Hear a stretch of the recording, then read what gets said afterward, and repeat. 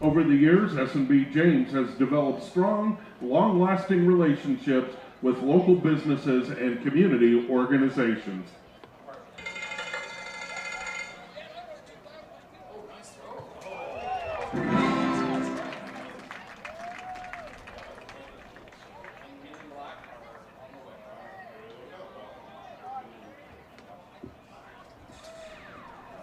Y'all listen up, here's the story about a little guy that lives in a blue world. And all day and all night and everything he sees is just blue. Like him, inside and outside. Blue his house with a blue little window and a blue Corvette. And everything is blue for him and himself and everybody around. Cause he ain't got nobody to listen.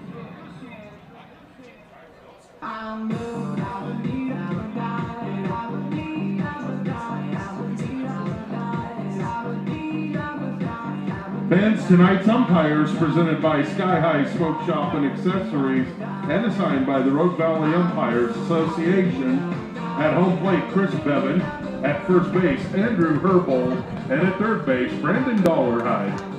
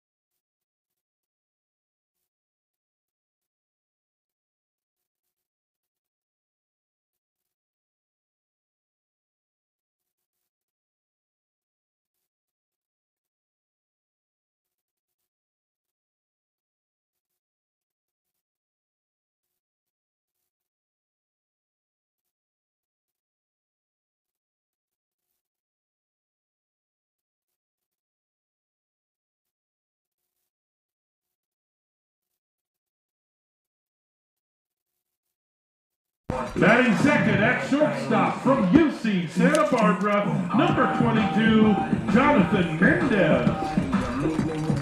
Batting third, the catcher from Oregon Institute of Technology, number 19, Tyler Horner. Batting fourth, the third baseman from Lynn Benton Community College, number 21, Aiden Doherty. Batting fifth in center field from Arizona Christian University, number 23, Deshaun Thomas. Batting sixth at first base from Lynn Benton Community College, number 10, Spencer Sullivan. Batting seventh, the designated hitter from Sacramento State University and Grants Pass High School, number 40, Troy Osborne. Batting eighth at second base from the University of Portland and North Medford High School, number 2, Frankie Rettigliano. Batting ninth in left field from College of the Siskiyous and Hidden Valley High School, number 28, Colin Schultz. Your starting pitcher tonight for the Rogues, from Corbin University, number 20, Hayden Van Acker. The assistant coaches for the Rogues are Corey Wynant, Richie Mascarenas, and Kevin Knight. Our trainer is Rob Patterson. Ladies and gentlemen, please stand and remove your caps and join us for the national anthem presented by Rockwell Real Estate. The national anthem is performed by C.J. Reed. Test, test.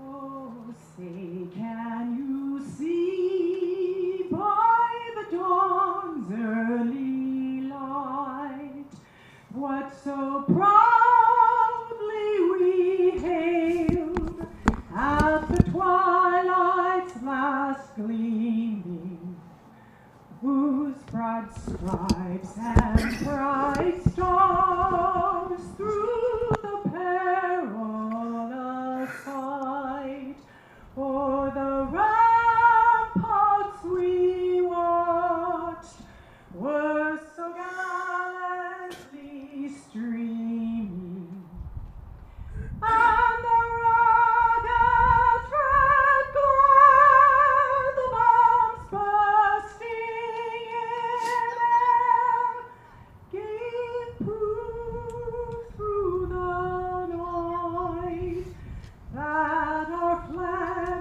was still there. Oh, say does that star-spangled banner yet wave o'er the land of the free and the home of the brave.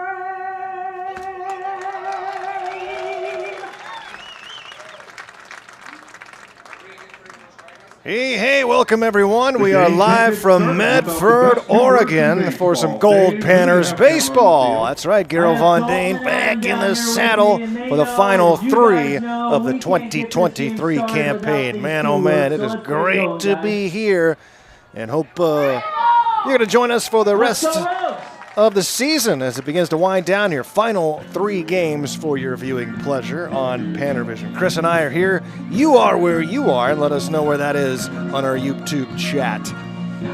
Goldpanners and Medford Rogues, game 2 of 4 to close out the season. The Rogues are on the field in their red jerseys, and the Goldpanners, the visiting team, will bat first in their black tops. It's a Alaska across the front with these snow-capped letters and the red caps with the star and 49. A beautiful big crowd working their way into the facility tonight. Harry and David Field. Harry and David, of course, headquartered here in Medford and employing a lot of people, and their name sits on this beautiful ballpark in southern Oregon. So good to be with you here. The Goldpanners begin the day with a record of 31 wins against 7 losses. The Rogues are 32-12 on the year. They were down playing the Humboldt Crabs right before this series began last night. The Rogues actually drove back from Arcata, California yesterday. Made it back in time for the game. The Panners all over the Rogues last night. 13-5 Goldpanner win. A grand slam for Eddie Alfaro to put that one out of reach. The Panners went on to victory in game 1. The Goldpanners have not lost a series this season, and they will assure themselves at least not losing a series if they win tonight, but looking for more and hoping to keep rolling here at the end of the year. Goldpanners and Medford Rogues, a couple of independent teams. The Rogues were born in 2013. Goldpanners, of course, been around since 1960. And the Panners will bat first. And on the mound for the Medford Rogues is Hayden Van Acker, the 6'1" southpaw from Corbin University out of Kuna, Idaho. So Van Acker, the lefty, against Mason Schmidt for the Goldpanners, the 6'1" right-hander out of San Diego. And at 6:36 p.m. local time, our first pitch to Carl Peters is a swing and a miss. 90 degrees at Harry and David 90 Field. degrees here at Harry and David Field. Carl Peters leading things off for the Goldpanners, center fielder out of College of San Mateo. Good day for Peters yesterday. 4 for 6, scored a couple of runs. Peters will be followed by Eric Smelko and Evan Scally. One's upstairs for ball 2. After Scally is the cleanup man Donovan Ratfield. Logan Redeman batting 5th. Eddie Alfaro is the designated hitter tonight in the 6th spot. Alex Garcia at first and batting 7th. Here's the 2-1 delivery to Peters. Misses 3-1. Cade Leifer batting 8th. Kobe Williams in the 9 spot for Fairbanks. The left-hander Van Acker's 3-1 delivery is called a strike. It's 3-2 on Peters, who shakes his head.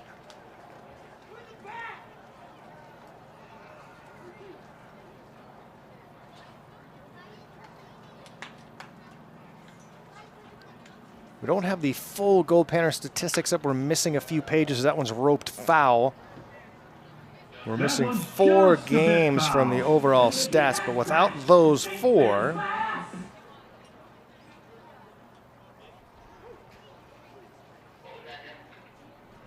we do have stats totaled up to that point. This one, again, hooked foul right past Carlos Gonzalez, who's in the third base box. Did he get that with his foot? I think he hacky sacked that over the fence. Nice move, Los. So Peters, without those 4 games, batting .292 this summer. Panners as a team at .301. The Rogues bat .322 as a club. This one is lifted high into left center field, and going back and to his right is the center fielder Deshaun Thomas. Along at bat for Peters comes to an end with a fly ball to center field. Brings up Eric Smelko. Smelko, the junior from Cal State Dominguez Hills for the Goldpanners. Defensively for the Rogues, for catching for Van Acker is Tyler Horner. Spencer Sullivan, the first baseman. Frankie Ritigliano at second. As waiting the first pitch is Eric Smelko. And it is a strike called. Second baseman Frankie Ritigliano, as I mentioned. The shortstop is Jonathan Mendez. Third baseman Aiden Doherty. Colin Schultz is in left. Deshaun Thomas, the center fielder, and Cody Nidowitz is in right. And a strike called. It's 0-2 on Smelko. Good crowd here tonight. Right-handed hitting Smelko with 1 out. The base is empty. Swings and fouls this one back towards us. Van Acker out of Corbin University making his 9th start of the summer. He has thrown 36 1/3 and given up 25 earned runs. 42 hits, 25 Ks to 13 walks in those 36 1/3.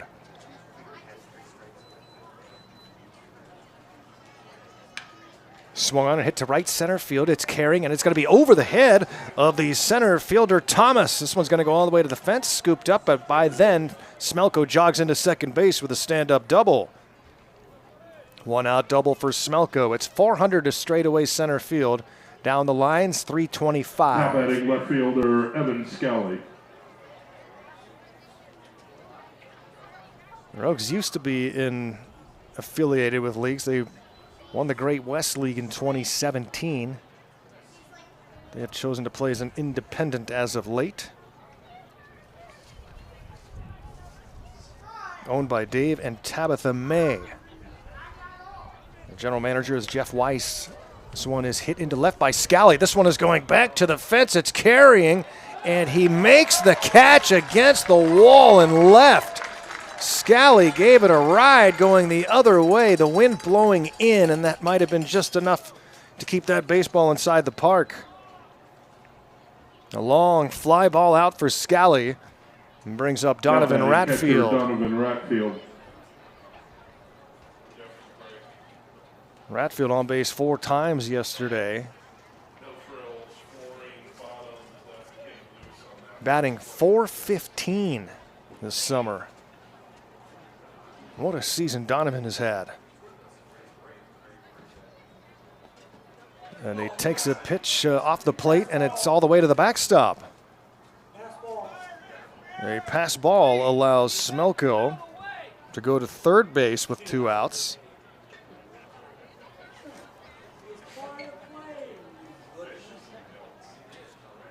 Now Ratfield, any base hit will score the runner from third.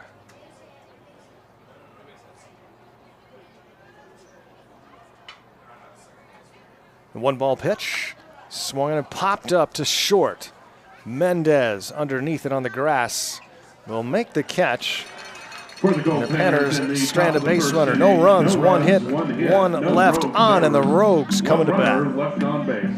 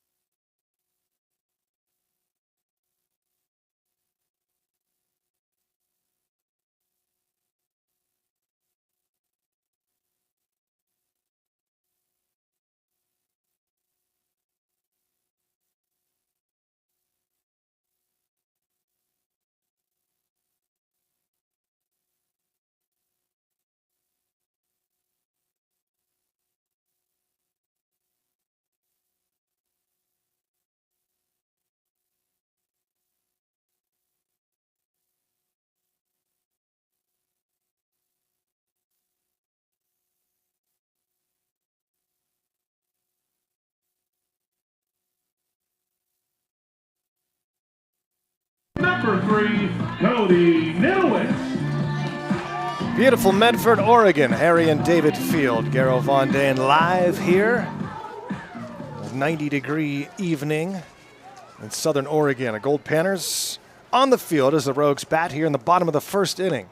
Scoreless game. Panners got a 1-out double from Eric Smelko. He was stranded at third base. And now the Rogues bat. Cody Nitowitz leading things off. Right fielder wearing number 3 for the Rogues in their red jerseys. Again, the Rogues started the day 32 wins against 12 losses. Goldpanners winning last night 13-5. A long game last night. I was watching from the Alaska Airlines lounge at SeaTac Airport, or at least for the portion I was there. And I couldn't believe, there's a liner to short. Nitowitz out number 1. long that game took. Chris, do you know how long that game wound up being? Santa Barbara, number 22, Jonathan Mendez. It was 3.5 hours or so, wasn't it? Jonathan Mendez. Mason Schmidt on the hill, the right-hander for the Goldpanners, 6'1", making his 9th appearance and his 3rd start for Fairbanks. He has gotten better as the season has progressed, as you would expect from a youngster with limited experience, only threw around 7 innings his freshman year at San Diego. And this one is hit high and deep to center field, going back though, and underneath it to make the catch is Carl Peters. The wind is blowing in from left, as I mentioned at the top of the first. From Oregon Institute of Technology, Quickly 2 down for Tyler Horner. Tyler Horner. Mason Schmidt has thrown 22 2/3 innings coming in, and the unflappable Mason has allowed 9 runs on 14 hits. He has struck out 29 and walked 13, earned run average of 3.57. And a strike called. Mason Schmidt, the son of longtime big leaguer Jason Schmidt, was kind enough to visit us on a few occasions on the PannerVision broadcast this summer.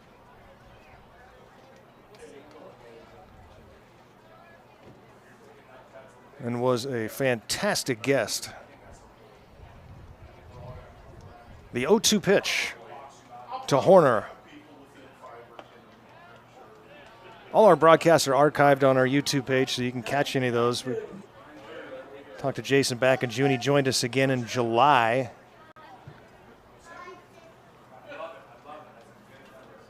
The 1-2 pitch. Doesn't miss by much. 2 balls, 2 strikes on Horner, catcher for the Rogues. Out of Oregon Institute of Technology. It's from Klamath Falls, which isn't far from a historical location I will tell you about. A strikeout of Horner. 1-2-3 goes Schmidt here in the first. It's scoreless after 1.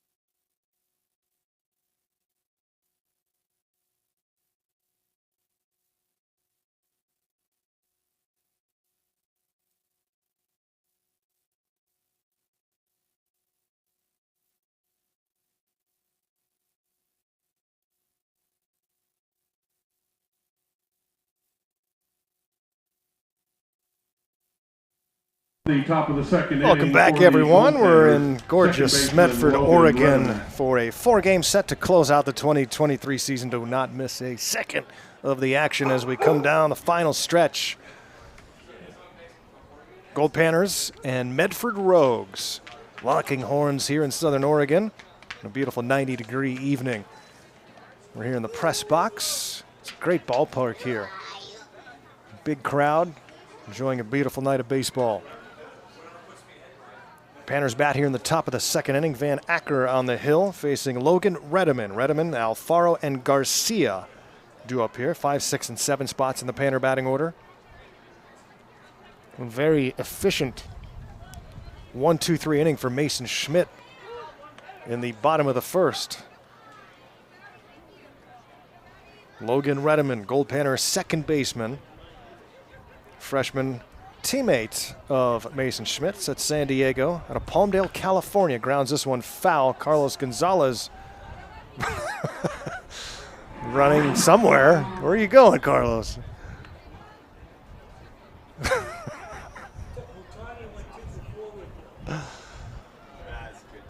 Associate head coach over there in the third base box. Goldpanners are coached by first-year field manager Brett Latchman. Redeman gives this one a ride to left. It is off the scoreboard. What? Are they saying it hit the fence? Wow, it hit the fence. It's a double for Redeman. Really? Now batting designated hitter Eddie Alfaro.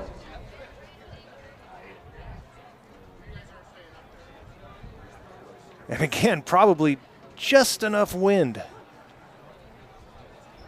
to keep the ball in the ballpark. Blowing in from left. And this one is looped past the shortstop Mendez, and over to third goes Redeman, and Gold at the corners. A double and a single for Alfaro brings up Alex Garcia.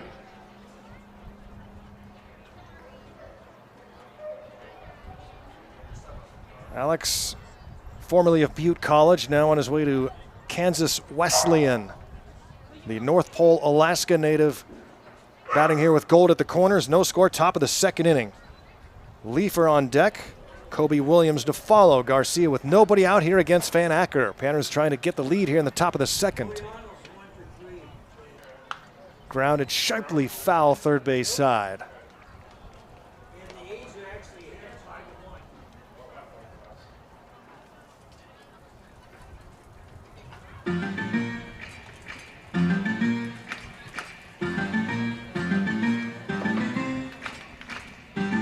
Nothing in one as Garcia steps out. Time is called.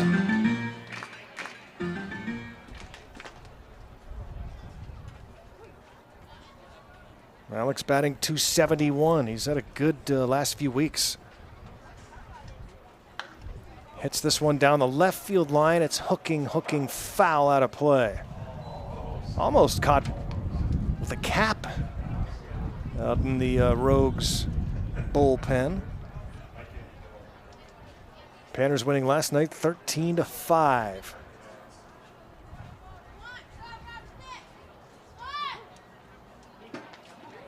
The 0-2 pitch coming to Garcia with runners at first and third. Runner takes off from first. Garcia takes a pitch outside. No throw as Alfaro easily takes second. And now Gold at second and third with nobody out. And a golden opportunity to get some runs here. Press box dogs making some noise. Boxers, couple of boxers here, greeting us when we arrived. They went straight for my fish burrito. No touchy.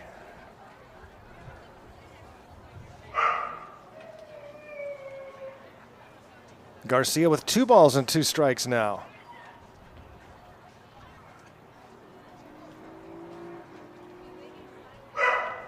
Takes down low 3-2. So Garcia was in the hole 0-2 after a couple of foul balls.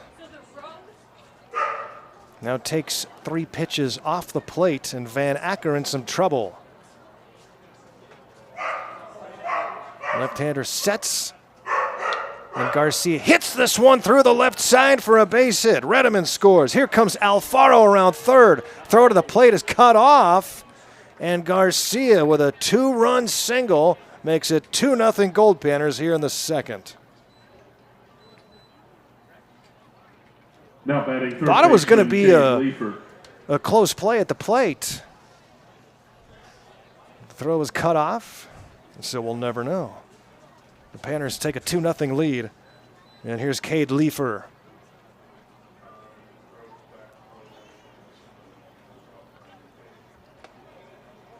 Leifer takes ball 1. So Van Acker got in front of Alex 0-2. And Alex worked the count full. And then singles to left on a 3-2 pitch. Here's the 1-0. 2 balls and no strikes to Leifer. Sophomore from Cypress College from Huntington Beach, California.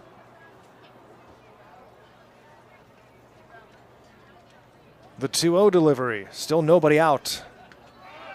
Big lead. There goes Garcia for second base. The throw is there and a perfect strike to second. It's not easy to throw out Alex Garcia, but Tyler Horner just did that.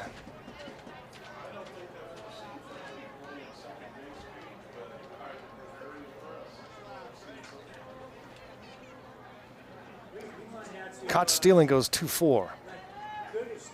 It's the first out of the inning. And this one will be dropped into shallow center field for a base hit by Leifer. 4th consecutive hit to open up the second inning. Now batting the K-batter, shortstop Kobe Williams. There's Kobe Williams in the 9 spot. Panners making some noise here in the second. Have a 2-0 lead. Now 1 out and a runner at first.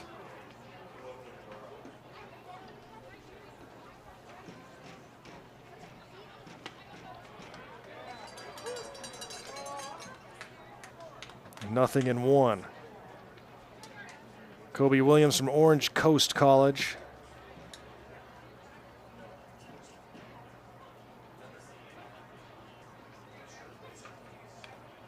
Fouled off the end of the bat. There's quite a bit of room in foul territory behind home plate. And this natural surface here, the grass, dirt. They're getting ready to dig everything up in Fairbanks. The old turf is coming up after decades.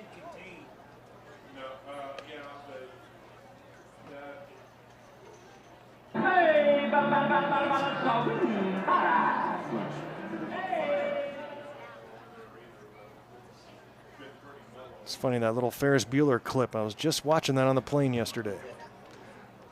Because I've seen every movie there is to see on a plane. I'm going back in time to Ferris Bueller's Day Off.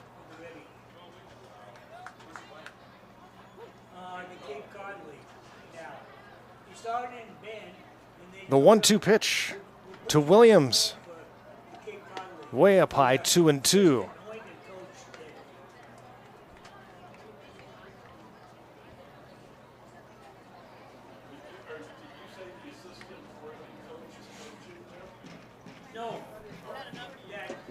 Van Acker, a long second inning and still has 2 outs to go. Misses. 3-2. Again, getting in front, 0-2, and the crowd getting a little restless.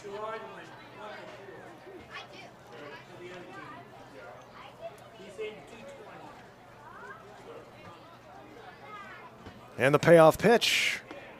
Takes ball 4. So 4 consecutive hits and now a walk. A caught stealing mixed in, so there is 1 out. Now batting center fielder. But 2 runs are in, and there are 2 aboard with 1 out as we go to the top of the order for Carl Peters. Garo Von Dane here in Medford, Oregon.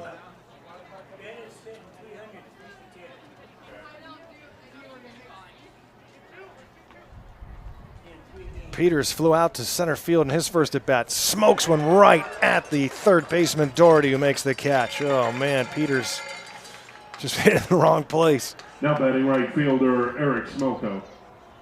And that's the second out. Now Eric Smelko, who doubled in the first inning, stands back in. Smelko's had a great summer, batting .322.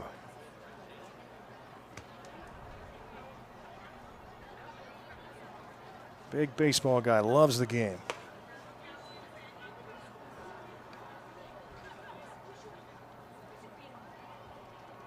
Reaches down, gets some dirt on his hands for a grip.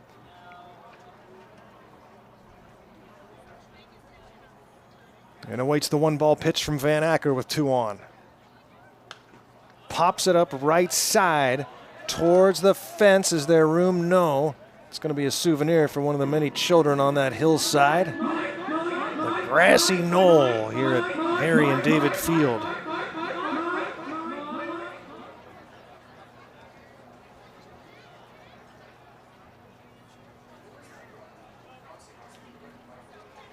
Second of 4 games to close out the 2023 season.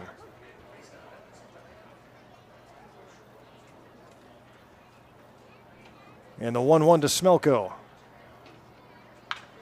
Ripped down the line. Is it a fair ball? It is. Coming around third is Leifer. Williams will be waved around third. Here comes the throw to the plate. Williams head first slide, and he is out at the plate. Wow.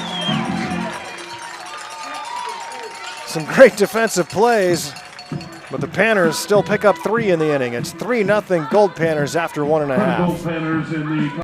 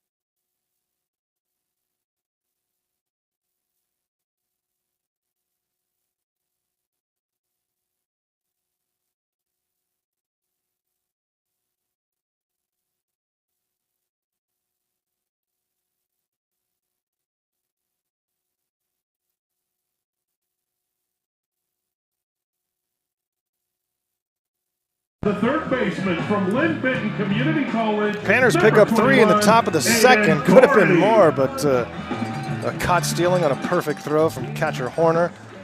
And also a Goldpanner throwing out at the plate.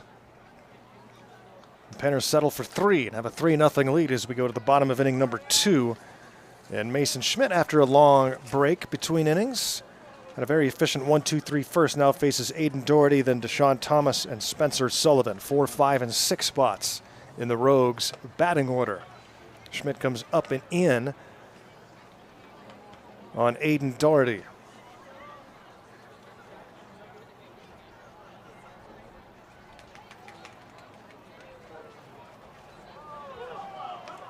Out of Lynn Benton College. From Snoqualmie, Washington.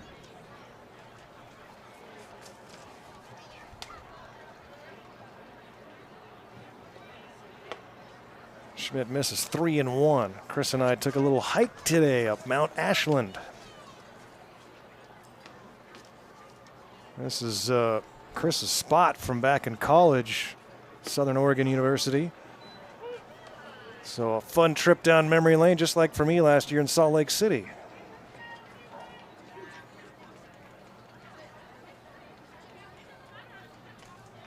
The 3-2 pitch. Misses. Close one. Doherty draws the base on balls. First base runner for the Rogues and the leadoff man aboard for Medford. Number 23, Deshaun Thomas. Deshaun Thomas out of Arizona Christian University. First at bat, still the first time through the order for Mason Schmidt here in the 2nd inning. And a windy night here in Medford. That hike was awesome today. Chris's alarm went off way too early. My roommate. For some reason his alarm goes off extraordinarily early. despite the fact that we don't have to be at the field until around 5:30 p.m.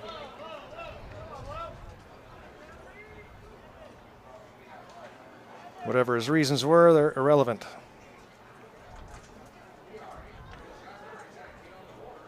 But we did get the fabulous hike in. Wind picking up right now as that one's fouled off left side. 3-0 Goldpanner lead, bottom of the second.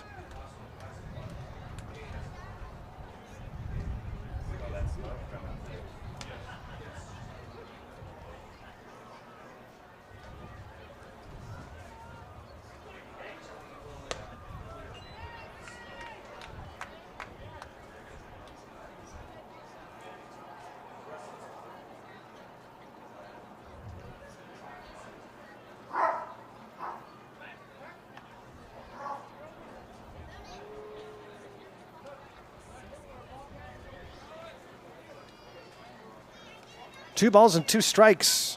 Thomas, the batter, with a runner at first base and nobody out. And Schmidt misses 3 balls and 2 strikes now. Schmidt, quick 1-2-3 first inning. Walks the first batter of the second. And now the count full on Thomas. The payoff pitch. Breaking ball is lifted into center field, but charging and getting into position quickly is Peters, who will make the catch. And Thomas is out now number batting 1. the first baseman from Lynn Benton Community College, number 10, Spencer Sullivan.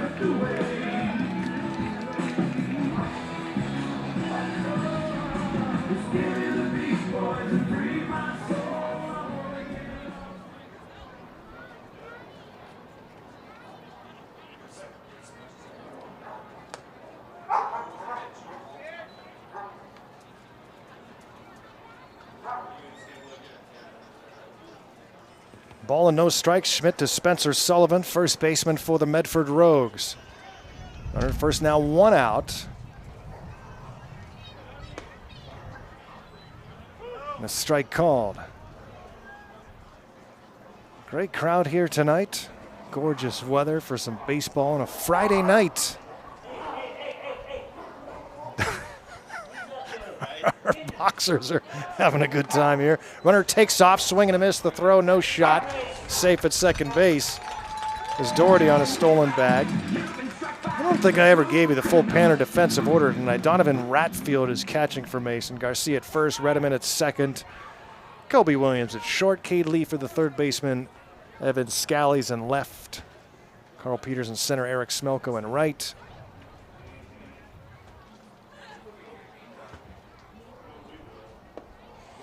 Chris, I was looking when we got back today. I'm pretty sure that was Mount Shasta we were looking at. Yeah. Like about 135 miles south of where we were. I remember more snow on it even in the summertime. Go figure. We could see that from atop Mount Ashland today. Put a couple pictures on my Twitter page, @VoiceOfGman. 3-2, 1 out. Runner at second base, a 3-0 Goldpanner lead. First inning flew by, second inning, different story. Fouled off, stays 3-2. Everybody clap your hands. Come on, y'all. What'd you do now?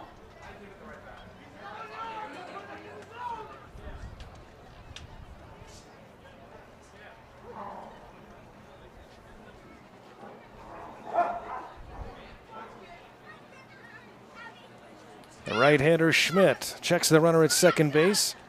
Swung on and hit over the second baseman Redeman's head into right field. The runner will be waved around third. Here comes the throw to the plate. Not in time. Skips away, so the runner goes to second. RBI single for Spencer Sullivan.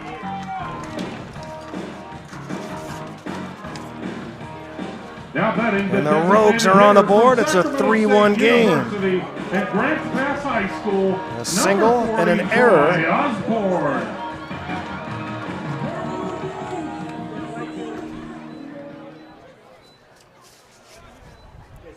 It's a 3-1 game. And then the ball got passed.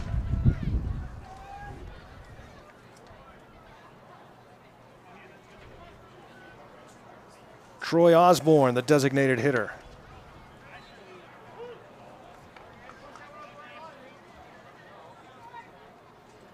Takes a strike from Mason Schmidt. You can see the wind blowing through the jerseys of the players on the field. Breaking ball, swing and a miss.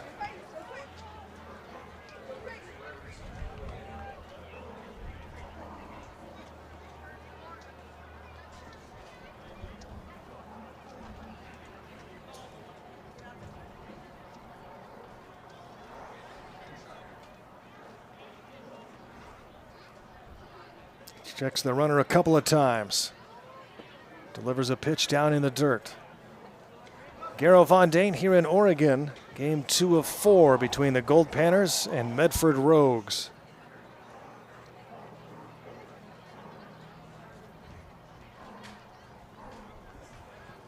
Just north of the California border. I alluded to it earlier in the game. Klamath Falls, and of course one of the first things I did when I saw where we were here was see how far away it was to Bluff Creek, where the Patterson-Gimlin film was shot. The famous Bigfoot footage that everybody's seen. Strikeout of Osborne. Now For the batting second out of the inning. baseman from the University of Portland And and brings North up Medford Frankie High School, Retigliano. Number 2, Frankie Retigliano. Medford native. Retigliano plays at University of Portland.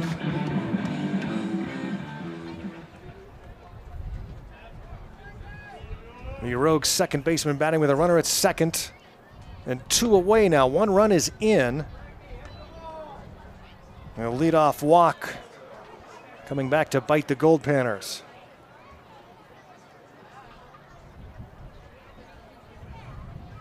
Schmidt trying to minimize the damage here and keep it a 3-1 Goldpanner lead. 3 runs on 6 hits for Fairbanks. A run on 1 base hit for the Rogues. Panners had 17 hits last night. The Rogues had 13 in that really long game. Strike called.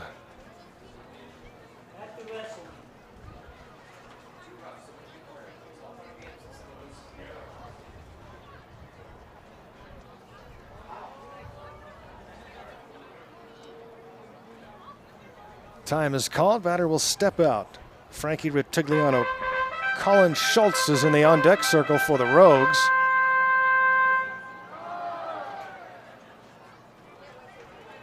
And the right-hander Schmidt. This is inside. It's 3-1.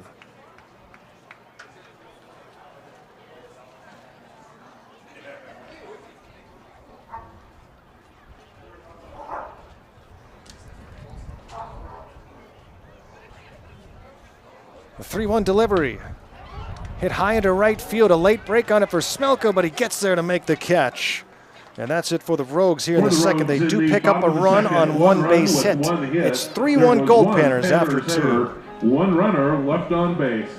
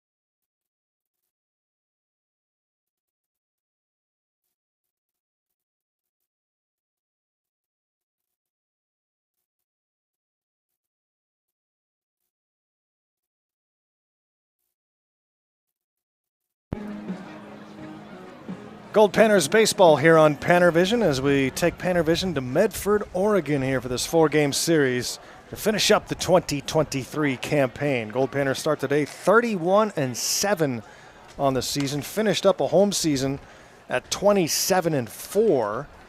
Leading off the top Rogues of the third inning for the Goldpanners, begin the left evening fielder, 32-12 on the year. Garo Von Dane here at Harry and David Field, a windy night here. And the Panners leading 3-1 as we start the third. And the left-hander, Hayden Van Acker, gets a ground ball towards second. Turning throw gets Scally at first for the 4-3 putout, bringing Now up Donovan Ratfield, who Logan popped up to Redeman. short. Wait a minute. Yeah, they said Redeman on the screen, but it's Donovan Ratfield, or on the PA rather. Ratfield and then Logan Redeman. Right-handed hitting Ratfield with one out and the base is empty. Out of Gonzaga University. Follow us the rest of the way here on PannerVision. If you miss any of it, it's all archived on YouTube. And you can follow us on all of our social media platforms. Crushed but hooked foul. We are on Facebook, on Twitter, at Real Goldpanners. You can follow me on Twitter, at Voice of G-Man. Panners are on Instagram and on TikTok. Ratfield with a 1-1 count. Hits this one high into center field. Thomas, drifting towards right, will make the catch. 2 up and 2 down for the Goldpanners here in the third. Panners got all 3 runs in the second inning. 5 hits, including 2 doubles and a walk.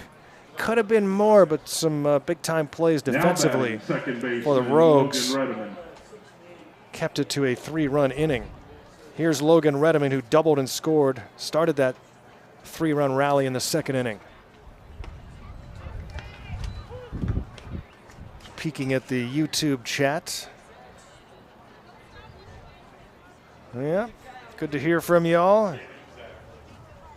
It is good to be back here on the mic for the rest of the way. Yes, Andy Button. I do see the dogs. I hear them, I feel them, I see them. It's all good. Here's the 0-2 upstairs for a ball. Thank you, David Noah. Kind words, and yes, John did a fantastic job on the broadcast.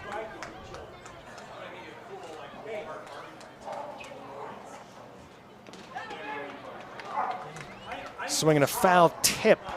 So Redeman stays alive with 2 outs and the base is empty. And our good friend Kari up in Fairbanks, her son Matthew, is here at the game somewhere.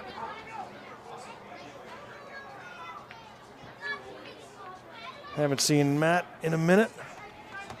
Grounded towards short. And a 1-2-3 For the Goldpanners in third the top inning of the third, for it Hayden was Van 3 up Acker. and 3 down. Puts the Goldpanners down in order after 2.5. It's the Panners Fans, 3, can we have Rogues your 1. attention, please?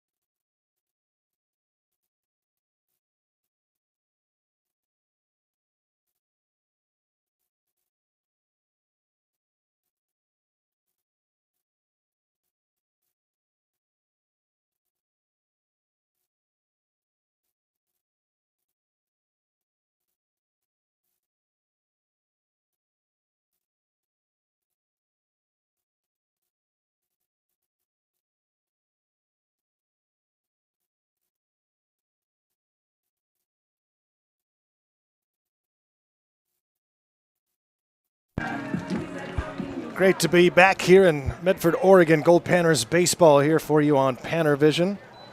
What a fun summer it's been, and it's not over yet. Goldpanners and Rogues, and a good one here tonight. A 3-1 Panner lead, bottom of the third inning. Mason Schmidt now facing Colin Schultz in the 9 spot.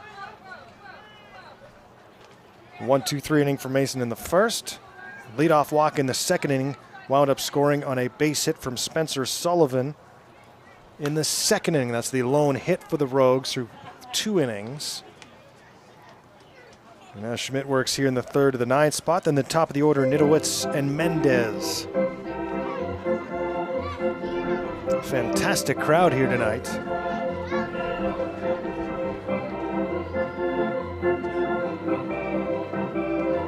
A lot of entertainment. They do stuff between all the inning breaks. A little minor league feel.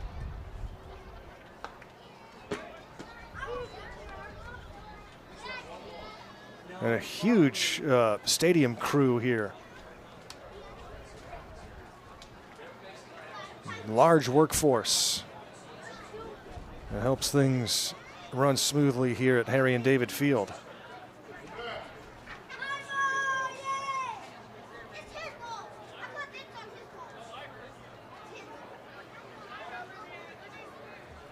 Here's the 2-2 pitch to Schultz. Popped up. Will it stay playable? No, it's going to drift into the stands.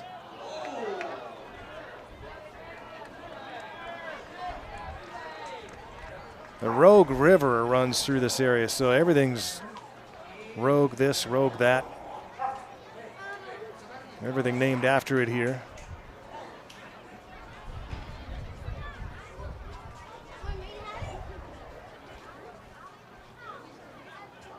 Here's the 2-2. Line foul. I guess you can't say you're going rogue here. I get that a lot. Could cause a lot of confusion. What, the bank, the river, the game? Grounded foul, third base side. Schultz wasting pitches from Mason Schmidt, who wears number 33.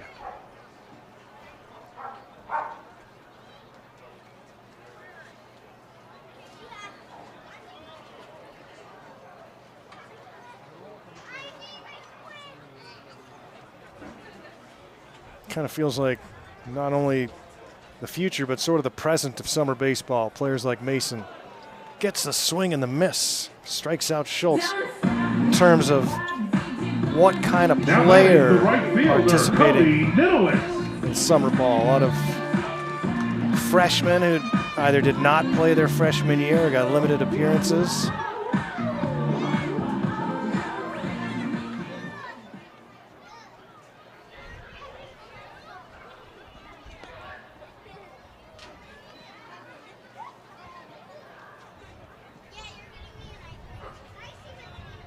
In many ways, it's become an opportunity for college coaches to get their guys some experience.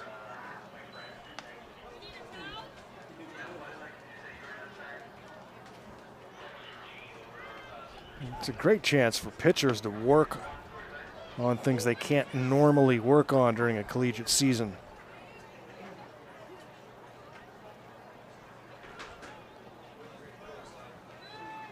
Three balls and a strike here. Schmidt to Nidowitz, who lined out to short in the bottom of the first inning.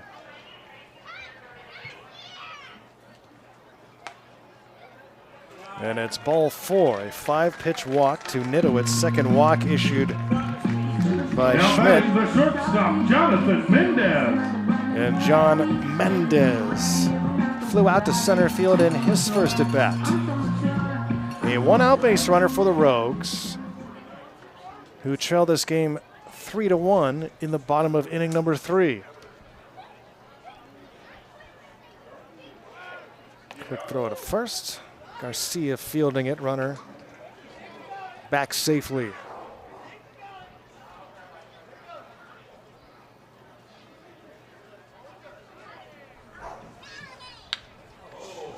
Again hit into center field, and this time Peters, he had to turn on the jets. But he gets back there to make the catch. A couple of lineouts to center field for Mendez. Now 2 batting away, the and now catcher, Tyler Horner, the Rogues catcher.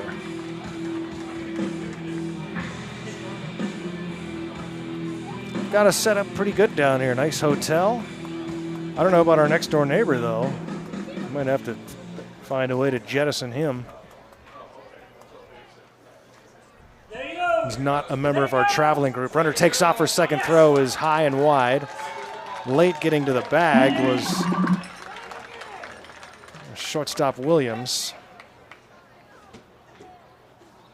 Stolen base for Nidowitz. He gets into scoring position for Horner. 4 to tie, 5 to break it. 4 to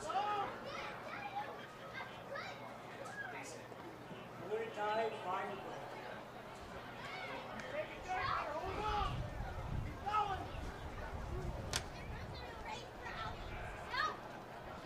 Horner struck out swinging in the first inning.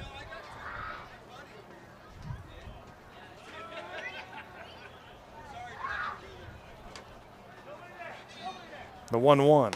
Swing and a miss, 1-2. Mason has walked a couple of batters. He has struck out 1 in each inning so far.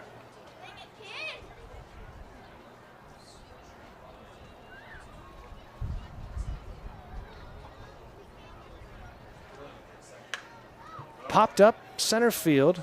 Peters calling for it. Just a couple of steps in and will make the catch for out number 3. No runs, no hits, 1 left on. We've played 3 complete. It's 3-1 Goldpanners.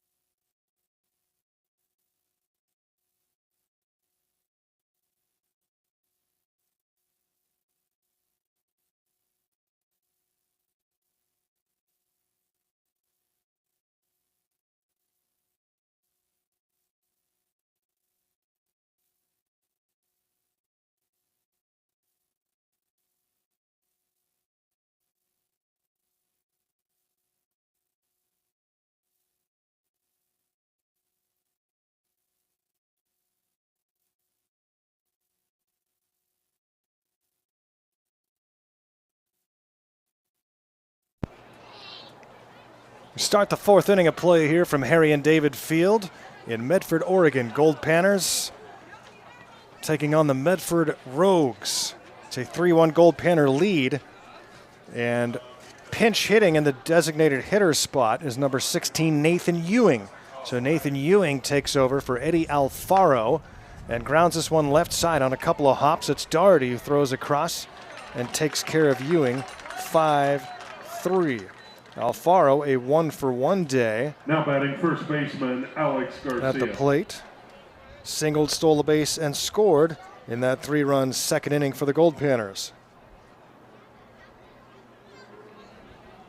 And here's Alex Garcia, who drove in a pair of runs with a base hit to left in the second. 3-1 Goldpanner lead. Garcia against Van Acker. 4th inning of work for the southpaw from Corbin University.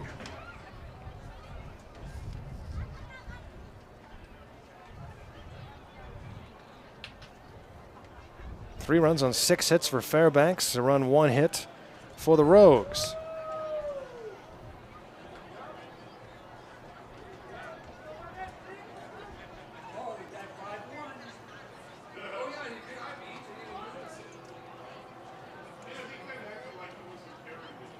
Downstairs to Garcia. 2 balls and a strike. 1 out, bases empty here, top of the 4th. Grounded towards short. Fielded cleanly by Mendez. Van Acker, after a difficult first couple of innings, has now retired 5 straight. And only 1 ball has left the infield in that span. So he seems to have found his comfort zone. We'll see if Cade Leifer can shake him up a little bit. Leifer singled and scored in that 3-run second inning, and Leifer drops one into left field for a base hit. 2-out base runner for the Goldpanners brings up Kobe Williams in the 9 spot.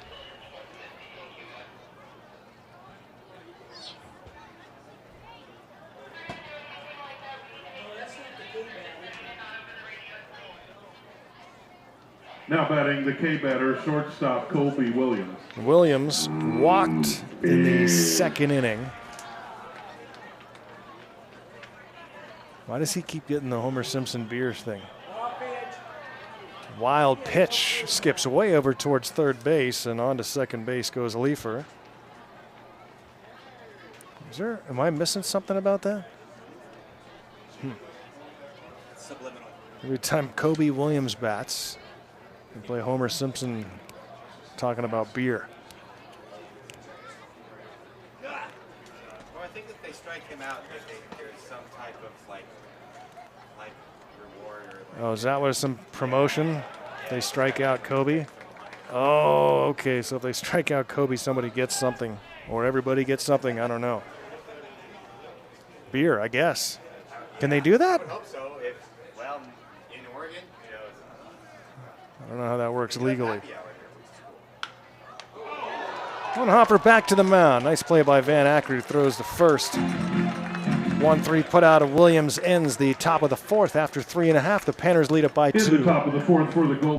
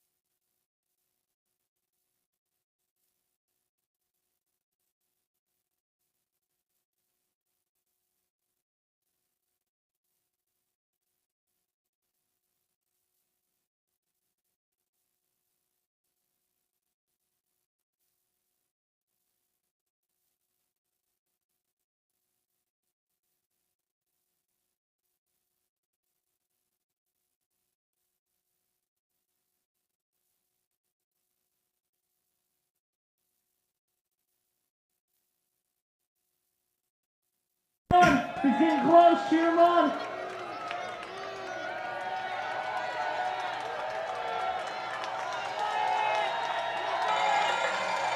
All right, yes, cheer! Yay! Yay! Yay! Boom!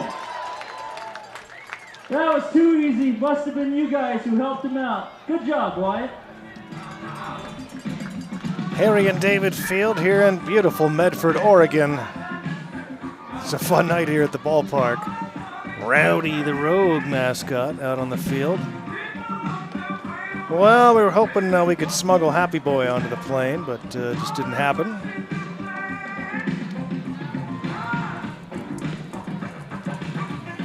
Goldpanners baseball here on PannerVision. Game 2 of 4 to close out the 2023 season. And the Goldpanners leading 3-1. 3 runs on 7 hits. A run, just 1 hit for the Rogues. And Mason Schmidt has given up just that 1 single, is out to begin his 4th inning of work. Leading off the His bottom of the 3rd 4th start inning of the for summer Rogues, and 9th appearance. The 3rd baseman, Aiden Doherty. Aiden Doherty walked and scored the only run for the Rogues in the 2nd inning, a leadoff walk.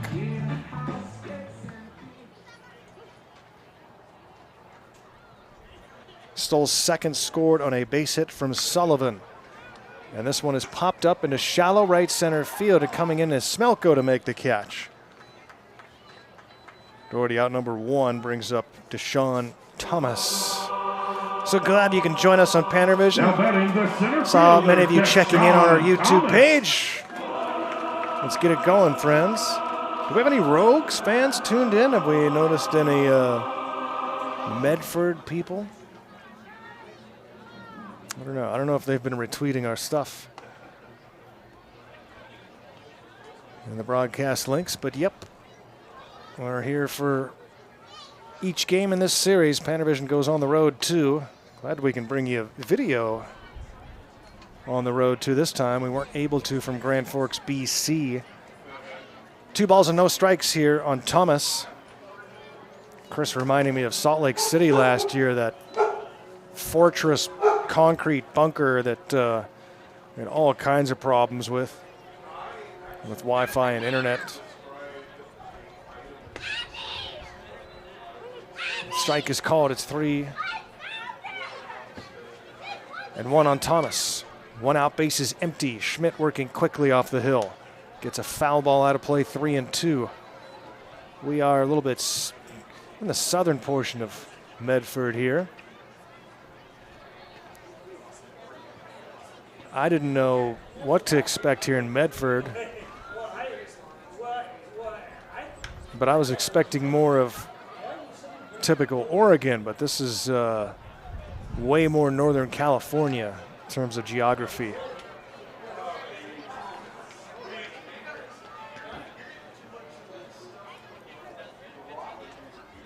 The dry in the Golden Hills. The 3-2 pitch just misses for ball 4. 3rd walk issued by Schmidt. Deshaun Thomas with a 1-out walk. Now batting the first baseman, Spencer. Brings a tying run to the plate in Spencer Sullivan.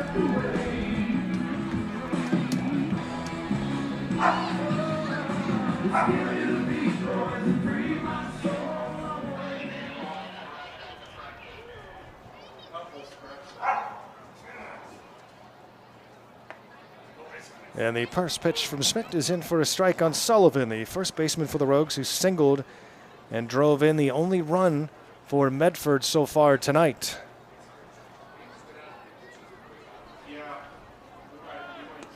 Runner takes off, throw to second base is low in the dirt, and the runner's safe at second. 3 stolen bases for the Rogues tonight.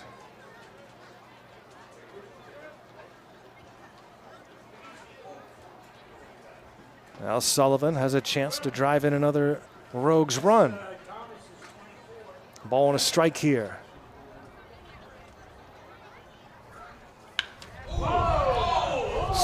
Crushes this one to left. Is it fair? No, it's foul. Or right field. Did I say left? Right field. Clearly.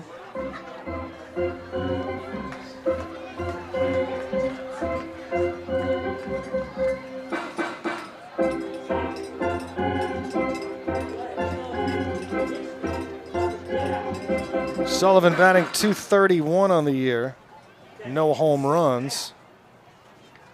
Had a lot on that one. And now awaits the 1-2 from Schmidt. 24th stolen base for Thomas, who stands at second base.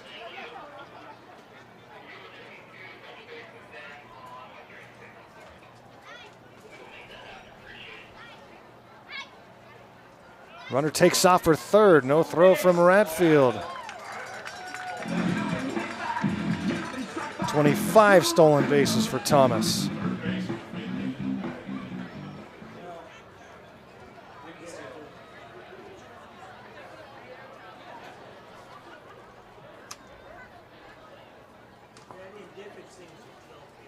The 3-2. upstairs, ball 4. 2 walks now in the inning for Schmidt. The tying run is at first base. Now batting, the designated hitter, Troy Osborne. And Goldpanner head coach Brett Latchman atop the dugout, and here comes pitching coach Jack Gonzalez out to talk to his young right-hander. 3-1 Panner lead, and just 1 hit so far for the Rogues, but at the main ticket game. very much in business. Here are the Rogues with 1 out. It does have a last name on it, Donnelly. If your last name is Donnelly and you're missing something, The batter will be Troy Osborne, the designated hitter. Osborne was a strikeout victim in the 2nd inning against Mason Schmidt, but he's got a chance to potentially tie the game with a base hit here. Panners out hitting the Rogues 7-1, but the score is just 3-1. Panners 3 runs in the 2nd, could have been a lot more. The Rogues threw out a runner on the base paths at Garcia, goes caught stealing, and then another runner thrown out at the plate on a base hit to left. And now Schmidt works to Osborne. Misses up high with the breaking ball. It's 1-0.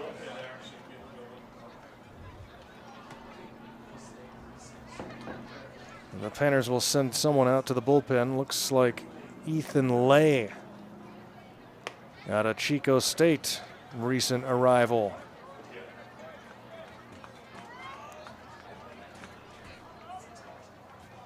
Two balls and no strikes. 2 walks in the inning. Schmidt trying to regain his control. Throws to first. Safe as the runner.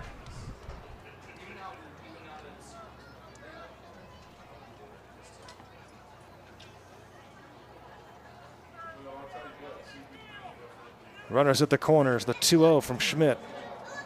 Osborne pops it up right side. Is there room for Garcia to get to it? And it blows way over into the fan section.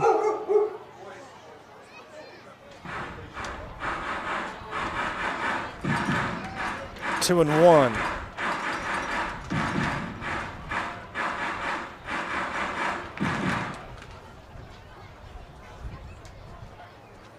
Another throw to first, runner back safely. Alex Garcia with the sunglasses on, looking into the sun. Off to the west. Sunsets in normal places down here, unlike in Alaska. The 2-1 delivery, up high 3-1. After Osborne is Frankie Ritigliano.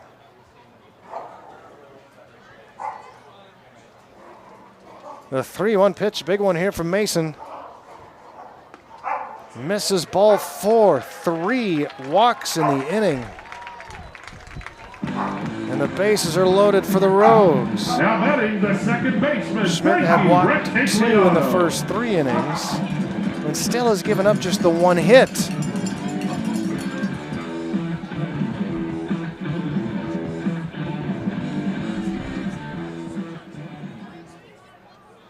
Frankie Ritigliano flew out to right in his first at bat. Golden opportunity here with the bases stacked and 1 out. Chops it foul. Everybody clap your hands. The University of Portland, Ritigliano.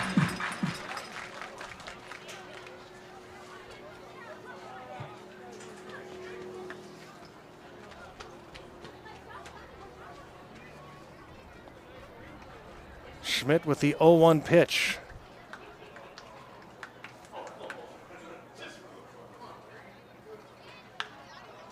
Popped up this one. Should remain playable for Garcia, but now it's blowing away from him, and it does.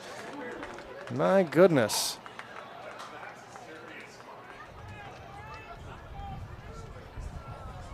The wind is just hasn't been the friend of the Goldpanners today so far.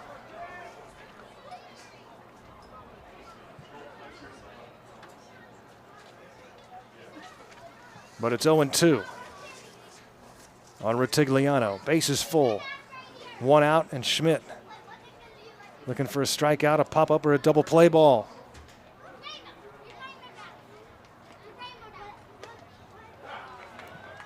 Up high for ball.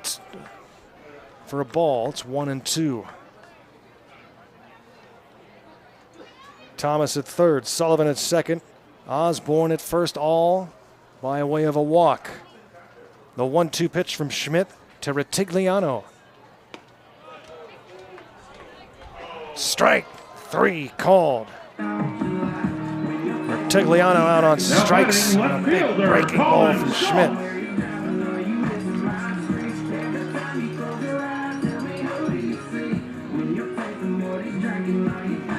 Fourth strikeout for Mason.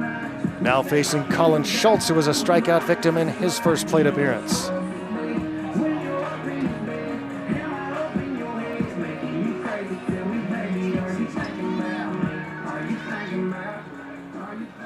Garo Von Dane here in Southern Oregon.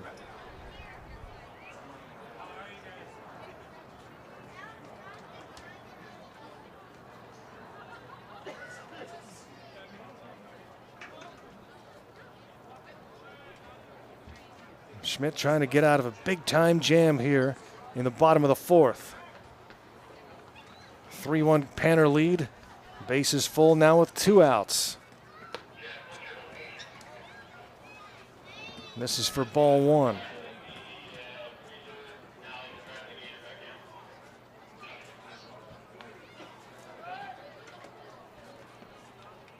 The number 9 hitting Colin Schultz.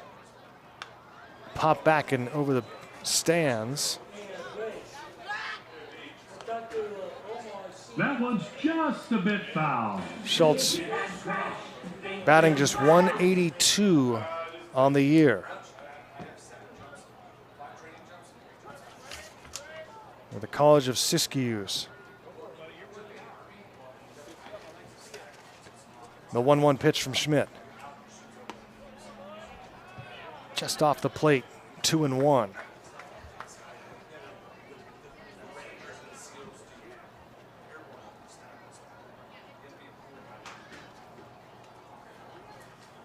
Rogues have him loaded.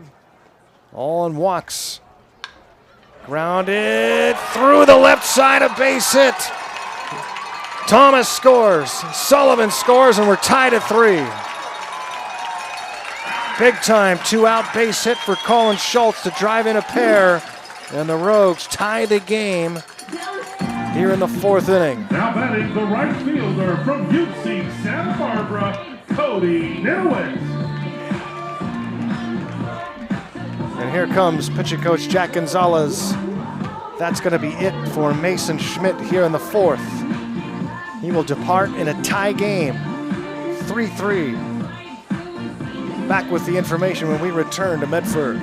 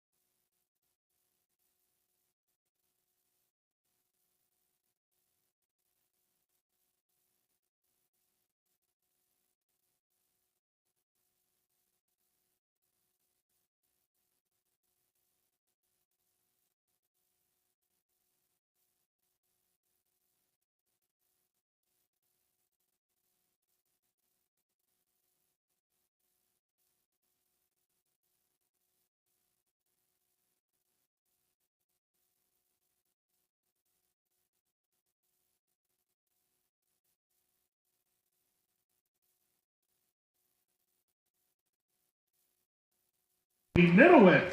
New pitcher into the game for the Goldpanners, and it's Ethan Lay, the freshman from Chico State. Ethan Lay, 6'3", 200-pound right-hander, California native.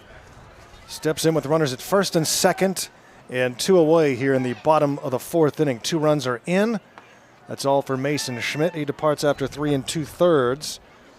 Just ran into control issues here in the 4th inning. Walked 3. And then that 2-run single spelled the end for Mason's appearance. And this one is hit down the left field line, and that is a fair ball. 1 run will score as Osborne touches home. Here comes Schultz behind him. The throw to the plate, though, will get him by a mile.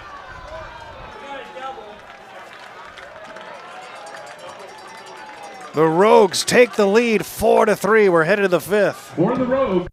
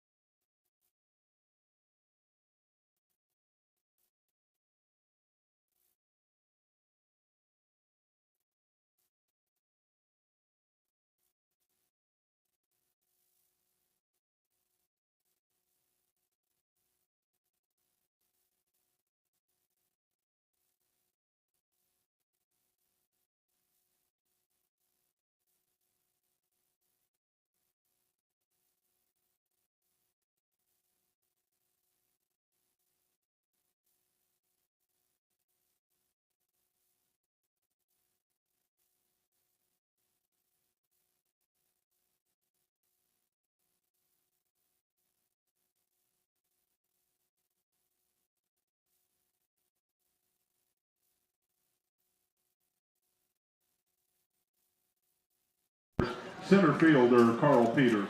Goldpanners find themselves behind for the first time tonight as they trail it now 4-3. A 3-run 4th inning for the Medford Rogues, and they are in front of the Goldpanners now as we start inning number 5. Panners begin at the top of the order here in the 5th. Carl Peters, Eric Smelko, and Evan Scally. That one is hit hard to left. A base hit on the first pitch of the 5th inning to Carl Peters. And Carl gives the Goldpanners a leadoff base runner here in the 5th. And here's Eric Smelko, who's already 2 for 2. A couple of doubles in the game.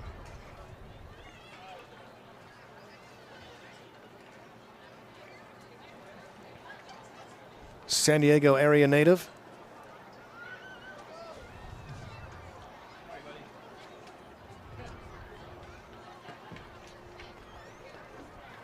Ball is way inside. Nice stop to keep it in front of him by Horner.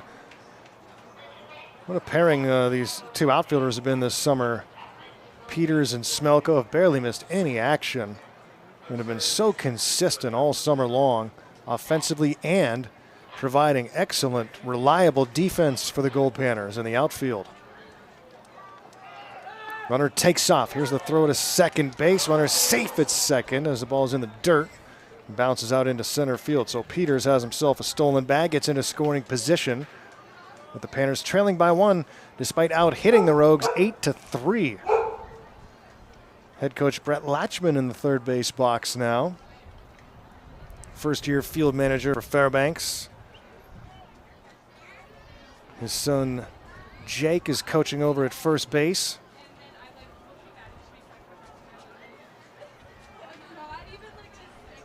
Eric Smelko awaits the 1-1 delivery from Van Acker and fouls it out of play. On a breezy night as now half the ballpark is in the shade as the sun begins to set. Yeah, the sun sets down here in Oregon. And is beginning to in Fairbanks, too, earlier and earlier.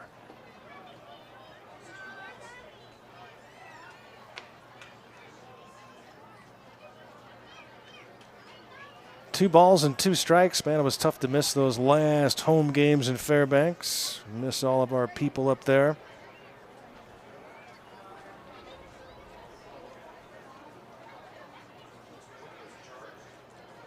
Another great home season has ended in the Golden Heart, and a long winter lies ahead. But preparations begin for next year. You already know the Seattle Studs will be the Midnight Sun Series opponent.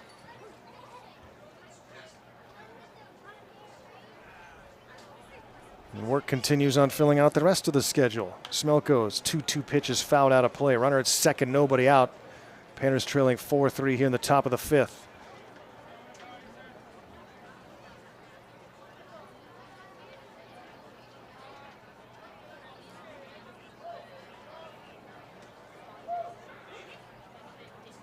The Studs are headed to Wichita to play in the NBC World Series, as they usually do. Here's a ground ball to second. The only play is to first, so Smelko thrown out 4-3 by Retigliano.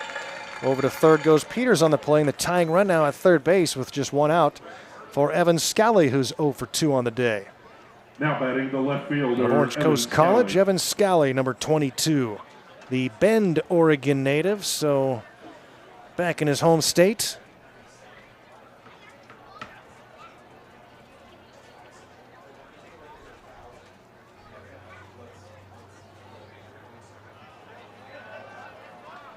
Chris, who are the pro teams that everybody here follows in sports? Oh yeah, Portland Trailblazers. I always forget about the NBA. Portland Trailblazers. Is there a favorite Major League Baseball team here in this part of the country? You know what, Mariners or Giants, about the same distance geographically. Well, the Mariners are problematic only because of the soccer's a big deal up here, and the soccer rivalry between Portland and Seattle. So the Portland Timbers, so they have that dislike for Seattle in that sense. So I don't know if they can then find themselves liking the Seattle Mariners at the same time. I don't know how that works here. 3 balls and no strikes on Scally. Up high, and it's ball 4. A 1-out walk. That's just the second walk issued by Hayden Van Acker. Now batting the catcher, Donovan He Ratfield. walks about 1 every 3 innings on average. Here's Donovan Ratfield, 0 for 2 start to the day. And Ratfield, who began tonight batting .415 on the season.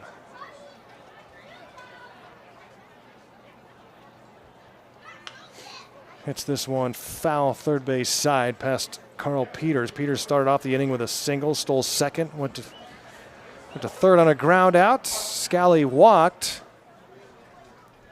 So now 1 out. And Gold at the corners with the Panners trailing by 1.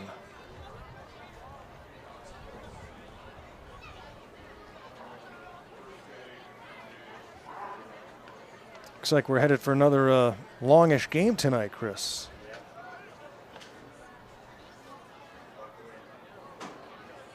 We're an hour and 25 minutes in. We're in the top of the 5th.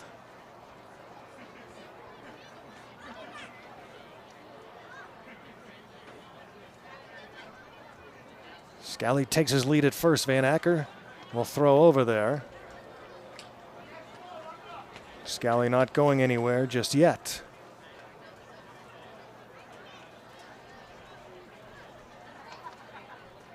Wind still blowing in from left. But now the field bathed in shadows. Pitch is outside for a ball. Donovan Ratfield popped up to short, flew out to center field so far.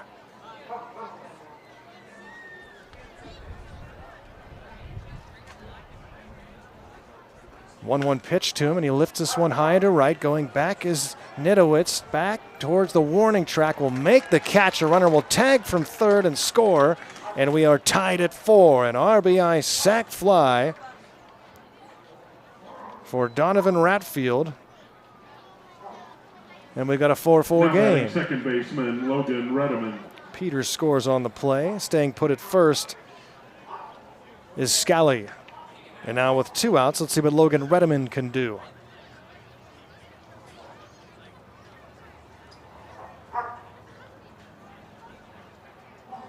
Redeman a 1-for-2 night with a double and a run scored. Lines this one into center field for a base hit. A 2-for-3 night now for Logan as the inning continues for Nathan Ewing. Now batting designated hitter Nathan Ewing. Ewing entered the game for Alfaro as a pinch hitter in the 4th.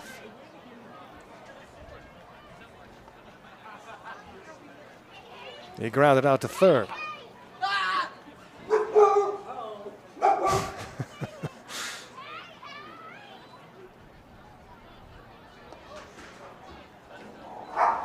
Two-way player for the Goldpanners, Nathan Ewing, a sophomore out of Cecil College.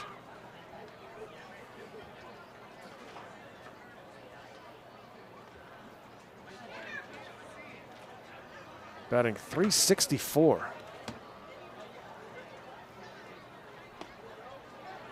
Ooh, close one. Called ball 2.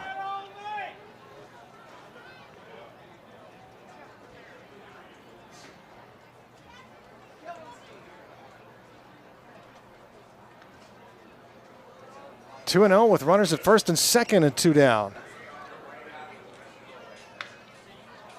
Grounded foul, third base side. Pest. Brett Latchman.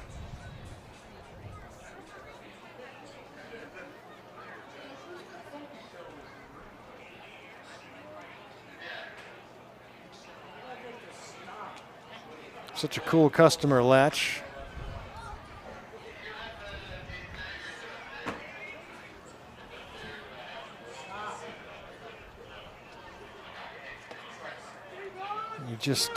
Latch just somehow has that heart rate kept nice and low at all times.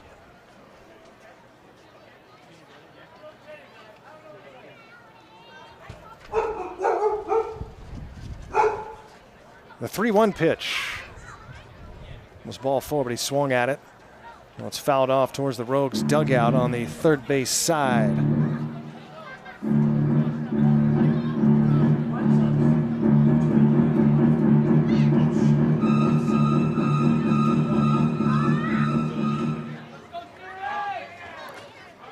Now the payoff pitch coming to Ewing.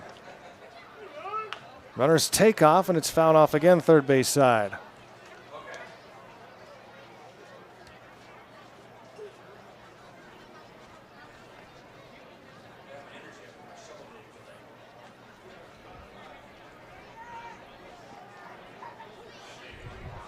Ewing readies for another payoff pitch from Van Acker, whose count has got to be getting pretty high right now in the 5th inning.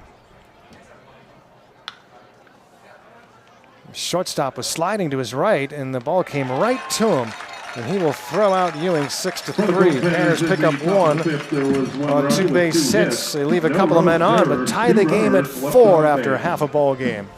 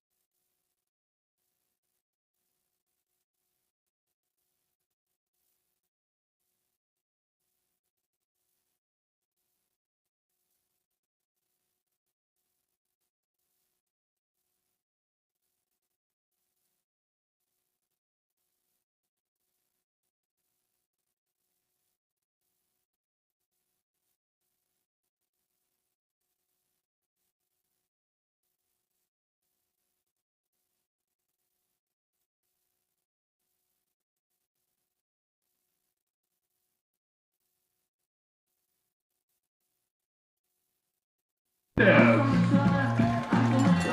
Santa Barbara shortstop Jonathan Mendez leads off for the Medford Rogues. We go to the bottom of the 5th inning. Mendez, Horner, and Doherty do up 2, 3, and 4 spots in the Rogues batting order.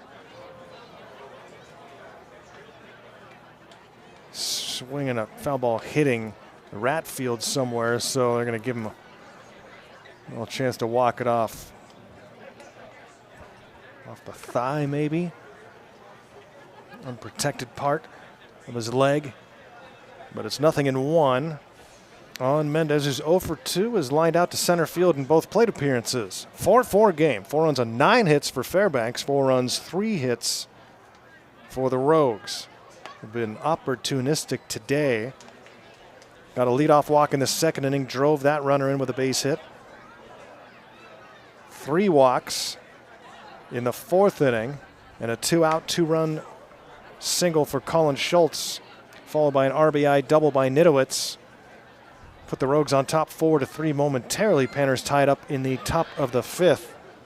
RBI sac fly for Ratfield, scoring Peters, who had singled and stolen a base.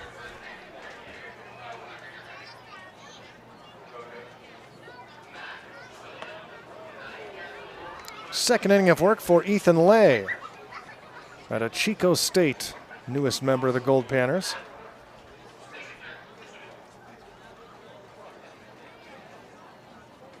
You know, every team runs into these issues with having enough bodies at the end of the year.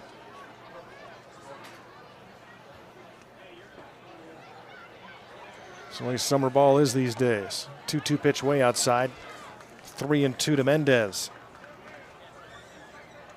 My friend Ken Hokuff, who coaches the Anchorage Bucks, gave me a lift to the airport yesterday. I was talking to him, and he was fielding calls about players needing to leave, and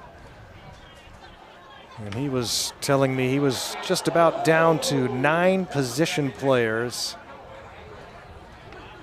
on the Anchorage Bucks, and they're right in the hunt for the league title. That ball was lined into the kids area there at the grassy knoll.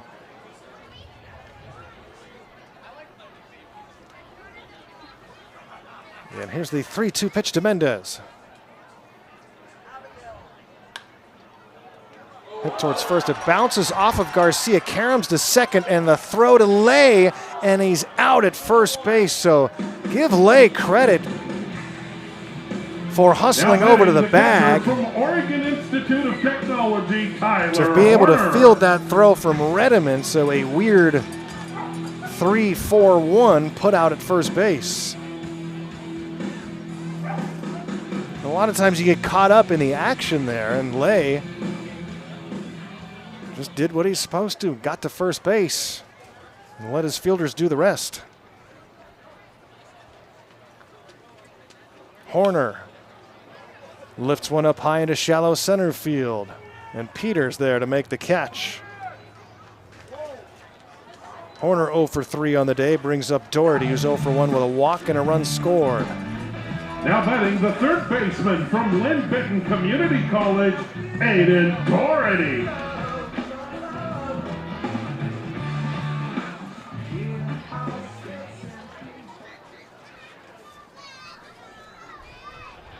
Panners took game 1 last night decisively, 13-5.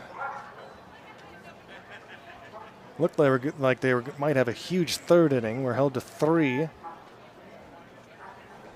And the Rogues pick up 3 in the 4th. A 4-4 game here in the 5th. The lights are on as darkness begins to fall here in Medford.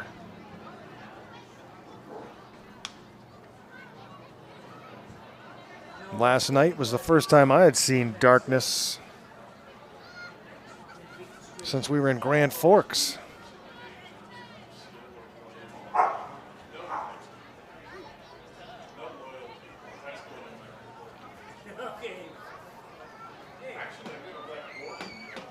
The 1-2 pitch from Lay. Swing and a miss. He strikes out Doherty in a 1-2-3 5th. 4-4 game headed to the 6th.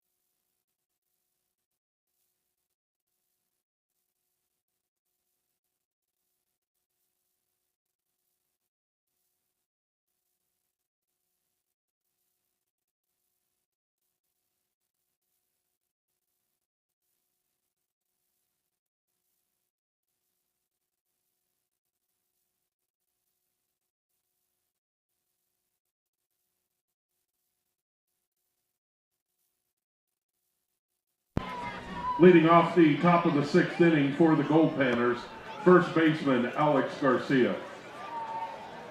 Alex Garcia leads off for Fairbanks as we go to the top of inning number 6. Goldpanners baseball here on PannerVision from Medford, Oregon. Panners taking on the Medford Rogues. A couple of independent teams meeting up here to close out the 2023 season. Panners took game 1 last night, 13-5. Led this one 3-1 for a little while, but Medford took a 4-3 lead in the 4th. Panners tied in the 5th. And now bat here in the 6th inning. It's Garcia, Leifer, and Williams due up 7, 8, and 9 spots against the new right-hander for the Rogues. Garcia takes a strike. It's 0-2.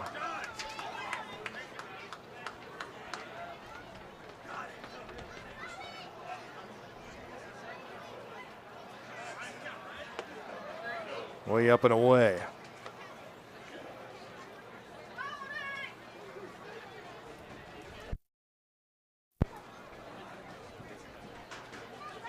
One-two delivery.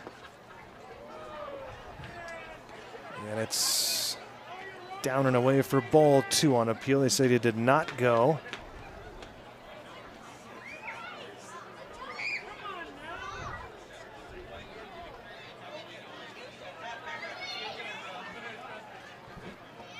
Swing and a miss. Garcia strikes out.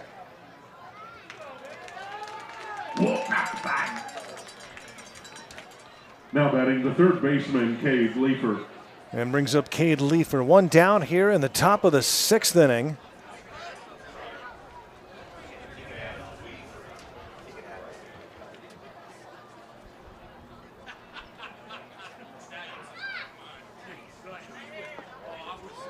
Your attention, please. Pitching There for it the is. Rogues from Keegan Midland Adams, the University, new pitcher. Number 16, Could Keegan Adams. not pick up the number on his jersey.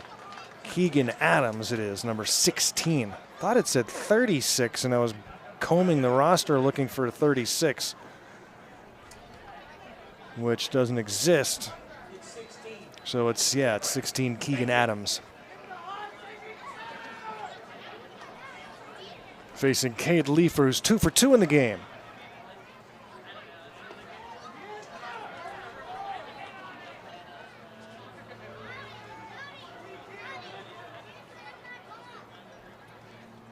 Four game here, top of the 6th, 1 out, base is empty. Strike called. It's all for Hayden Van Acker.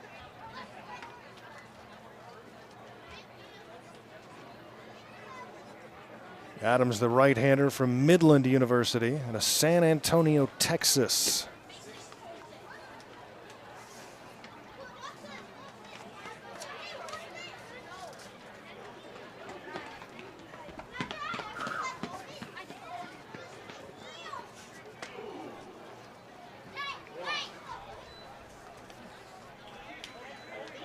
Leifer takes his Now base. batting the K-batter, shortstop Kobe Williams. Yeah, there's Williams again with the beer song.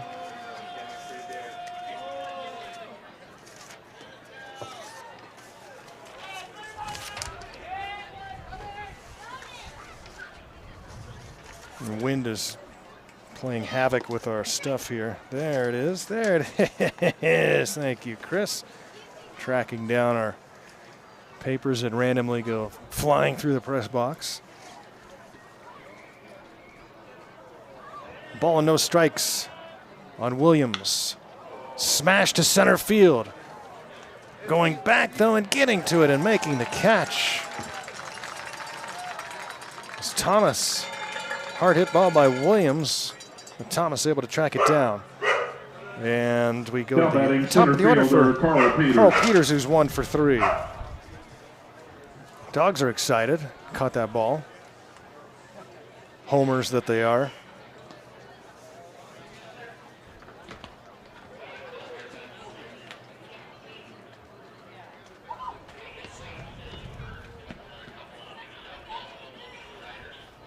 Adams making his 12th appearance of the season. He's thrown 20 and a third, giving up 13 runs on 18 hits.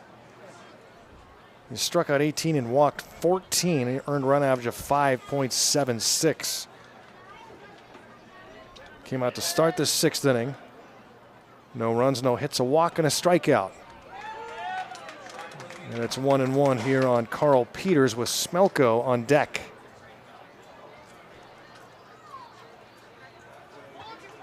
Oh, sorry, puppy. He's always by my feet. I move my feet and I startle him. One of the two boxers up here. Years ago, we had Charlie, the Goldpanner dog, who would curl up on my lap during the games. Kept me very relaxed, like a therapy dog. He was very calm during the broadcasts. He'd either be on my lap or under my feet. Charlie retired to California. I won't tell you the rest. Here's the 2-1. Grounded to third. Doherty. 5-3 putout. Peters ends. Top of the 6th, no runs. Top of the 6th. No runs, no no hits, one left on off a left walk. on base. Played 5.5, And tied we at have 4. another birthday.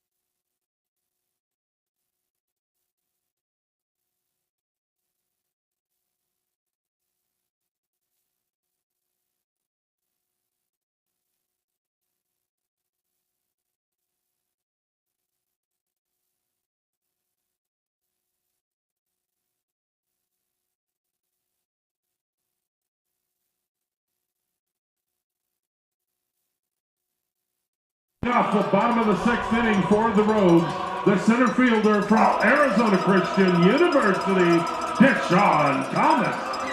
Deshaun Thomas will lead off for the Rogues. Tie game here, bottom of the 6th. Garo Von Dane live in Medford, Oregon. Goldpanners and Rogues, game 2 of 4. Finish up the 2023 season. 3rd inning of work for Ethan Lay. He has faced 4 batters, given up a double. And then he retired the side in order in the 5th. Ground ball to short. Williams throws out Thomas 6-3. 4 straight retired for Ethan Lay out of Chico State. From Lynn Benton Community College, Here's Spencer Sullivan. Sullivan. Base hit and a walk. So far tonight, hey, we got to send special greetings out to our good friend, Panner fan number 1, Terry. Terry is on a train to Whittier tuned into PannerVision right now. Terry, I want you to do one thing. I want you to turn it up really, really loud. I want everyone on that train to Whittier to hear us on PannerVision. Crank it, Terry. Hope you're well, buddy. We love Terry. We miss him. He was only able to come up for the Golden Days parade in Fairbanks.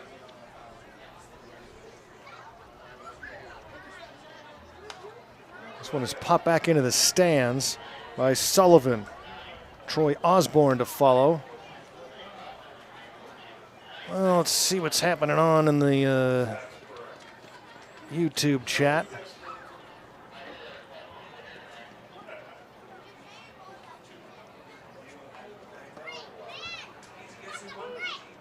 Kari, where's Matthew watching from, and why hasn't he brought us reinforcements up here to the press box yet? That's what we're wondering.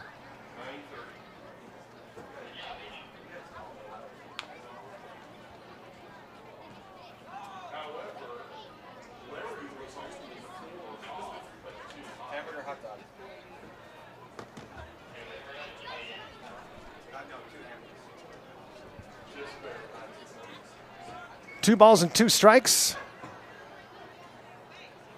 1 out, and the base is empty as darkness falls here in Oregon.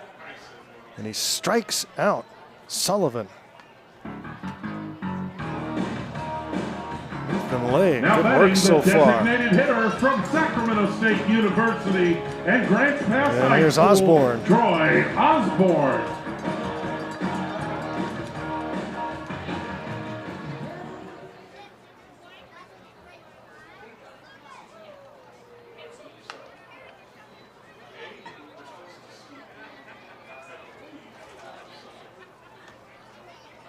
Panner Baseball on PannerVision, and I tweet out the broadcast link before every game, so you can follow me at Voice of G-Man. And we'll put that out there before the game. They're all archived, too. This one is hit high and deep to right. Smelko goes back, and a step in front of the warning track will make the catch. And another 1-2-3 inning for Lay. Panners and Rogues tied at 4. We're heading to the 7th. All right, fans.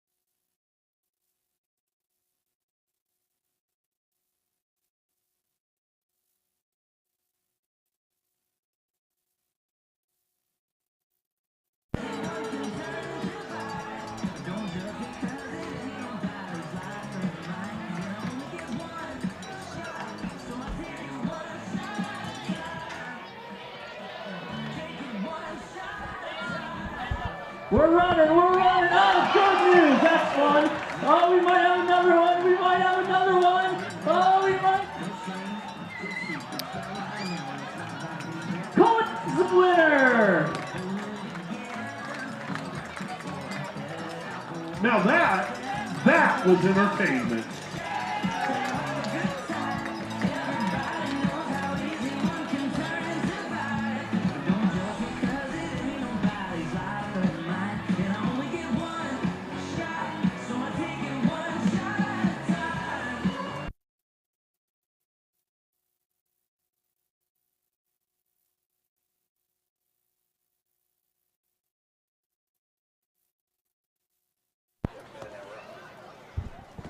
Eric Smelko will lead off for the Goldpanners as we head to the final third of tonight's ball game. Goldpanners and Medford Rogues. Getting close to finishing up another wonderful season of Goldpanners baseball. Hope you've enjoyed it, even a fraction as much as we have. They go so quickly.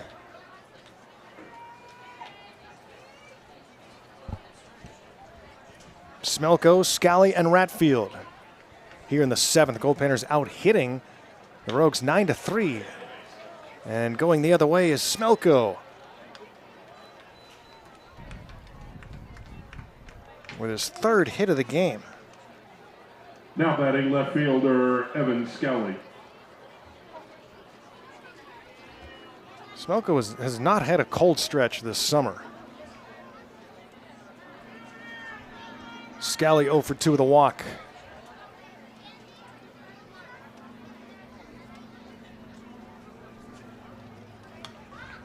Pop back and out of play.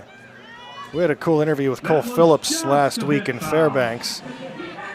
And man, it had me thinking, I don't think we've had a team, certainly in my time in Fairbanks, that has fished as much as these guys. They've took full advantage, this team did, of the great fishing in the 49th state.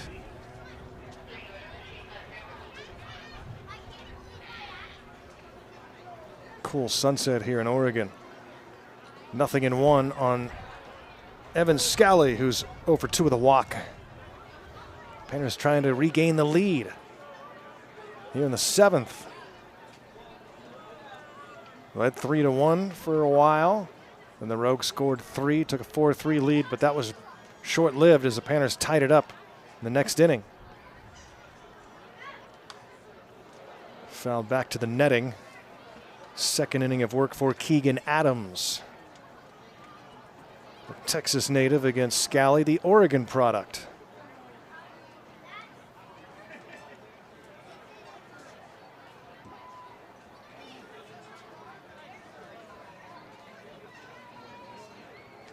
The 0-2 pitch, and Scally strikes out swinging. And now Ratfield looking for his first hit of the night as the a catcher, Donovan Ratfield. RBI in the 5th inning on a sac fly. That tied the game for the Goldpanners.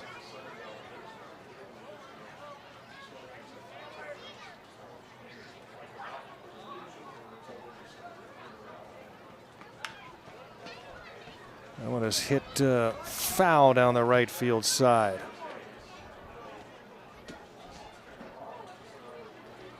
Well, we gave our shout out to Terry on the train to Whittier. Stace is back at the ticket booth watering flowers.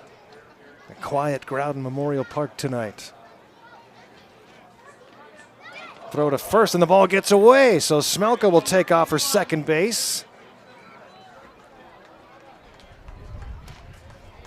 Error charge to Keegan Adams. And Smelko gets into scoring position for the Goldpanners with 1 out. And Ratfield has a chance to drive him in.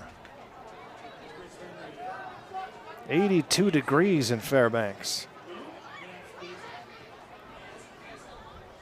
Mentioned our good friend Kari back in Fairbanks. Her son Matthew is here. He's got a faux hawk and he's sitting behind the Panner dugout. See if we can spot him with his faux hawk.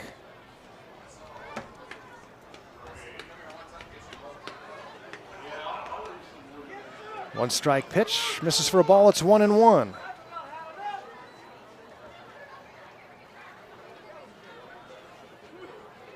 Top of the 7th inning. Donovan Ratfield, the batter.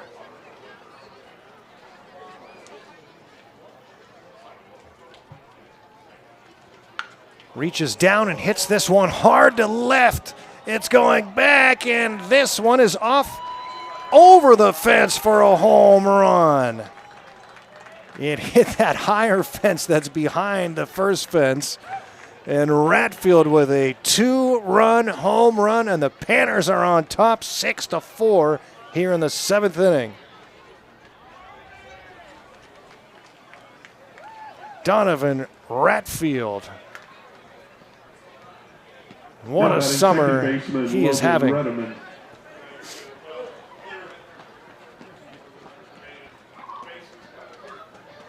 Panners back in front here.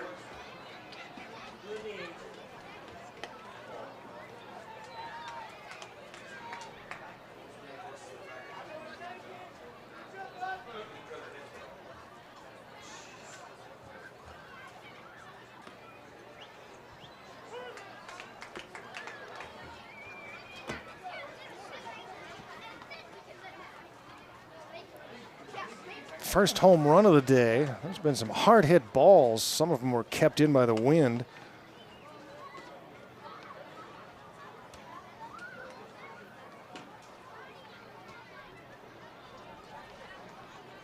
Two-run shot that scored Smelko.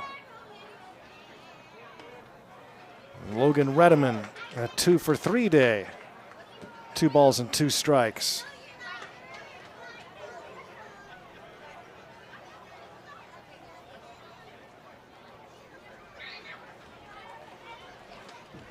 Down and away. Panners back in front. Now 11 hits to just 3 for the Rogues.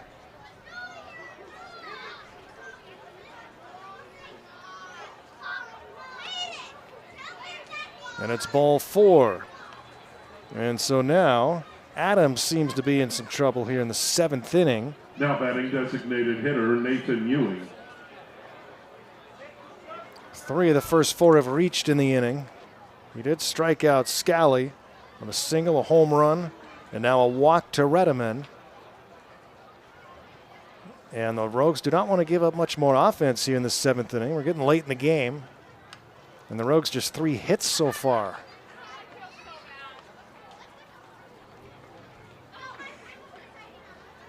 Nathan Ewing's 3rd at bat tonight. He's 0 for 2, a couple of groundouts.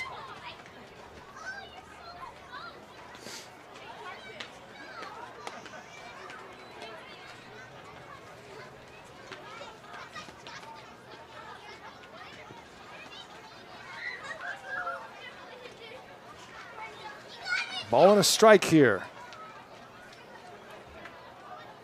Another throw over to first base, and Redeman staying put for now. This game has reached the 2-hour mark.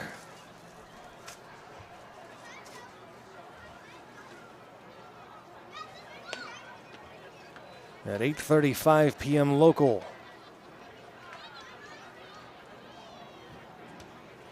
I arrived at about 12:15 last night.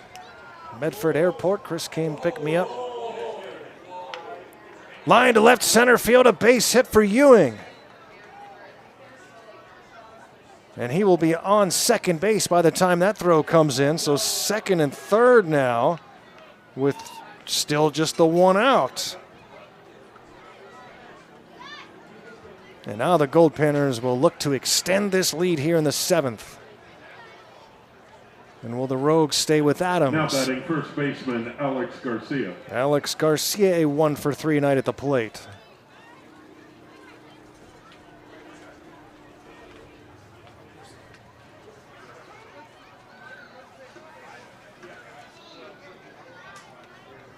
Gold at second and third, 1 away. Adams, first pitch, in for a strike on Garcia. Alex, a 2-run single back in the 2nd.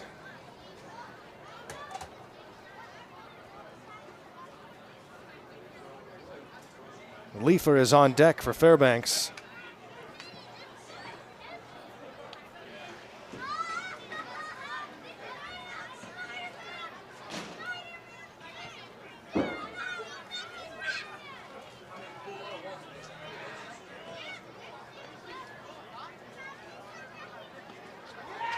That one dropping out of the zone. Garcia swings and misses for strike 2.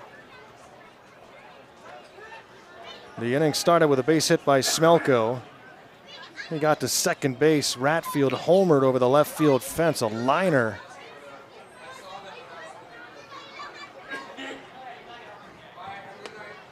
That one's up high to Garcia. After the 2-run home run for Ratfield, Logan Redeman walked. Nathan Ewing doubled. Second and third, 1 out. Garcia with a 2-ball, 2-strike count.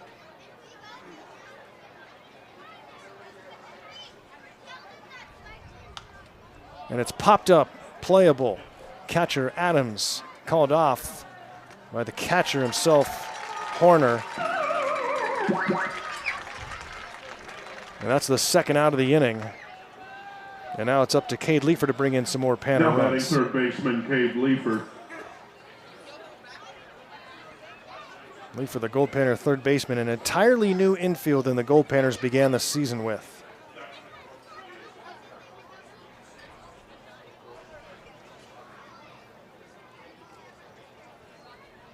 Couple of injuries, couple of departures.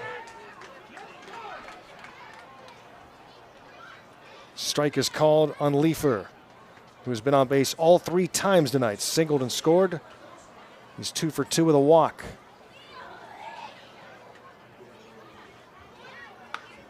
This one is hit towards left, and it will drop in front of the left fielder, Schultz. And the run will score from third, and 2 runs will score because there were 2 outs, and they were both on the move.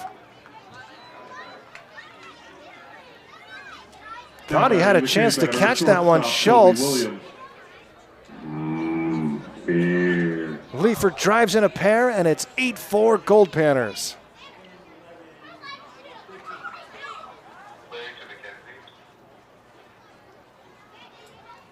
Kobe Williams.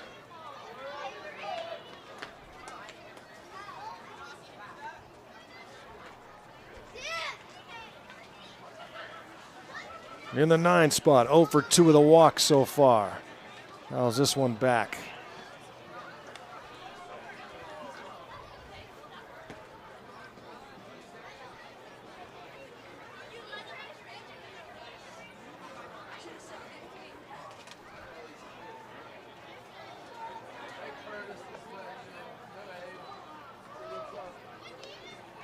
Despite all the lineup changes and injuries, the Goldpanners this year, they have consistently hit well, averaging nearly 7 runs per game. I mean, there's been a game here or there, but the team on the whole has not gotten in any kind of a hitting slump this summer. And they've got 13 hits tonight after belting out 17 a night ago. Right over the mound, stopped behind second base by Retigliano, who steps on the bag for the force out. In the top of the 7th, 4 runs with 2 hits. 1 rogue's error. And that's it for the Panners. They sent 8 batters to the plate, score 4 runs. They're doubling up the Rogues. It's stretch time here in Medford. 8-4 Goldpanners. Bar of the Medford Rogues. Everyone, please. I was walking on the street on a sunny day. Hubba, hubba, hubba, hubba, hubba. A feeling in my bones says I have my way. Hubba, hubba, hubba, hubba, hubba. Oh, I'm a happy boy. Oh, I'm a happy boy. Oh, it is good when things are going your way. Hey, hey. My little dog Spot got hit by a car. Hubba, hubba, hubba, hubba, hubba. Put his guts in a box and put him in a drawer. Hubba, hubba, hubba, hubba, hubba. Oh, I'm a happy boy. Oh, I'm a happy boy. Oh, it is good when things are going your way. Hey, hey.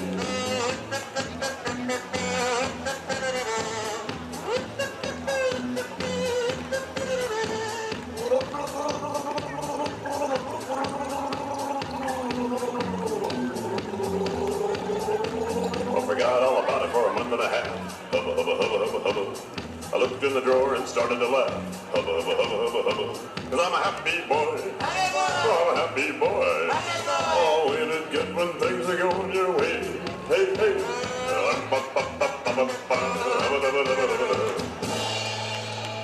Nicely done, fans.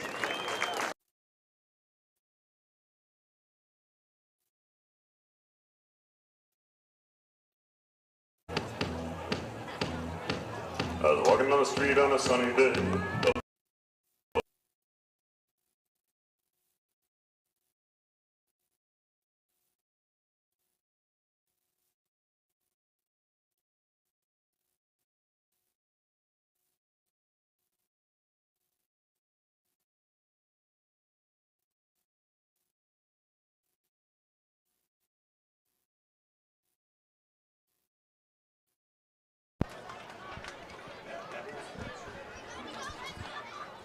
You heard Happy Boy on the broadcast. They do take me out to the ball game here. And the Rogues try to get back on the board, trailing now 8-4. The Goldpanners played 4 runs in the top of the 7th inning. Ethan Lay back out on the mound.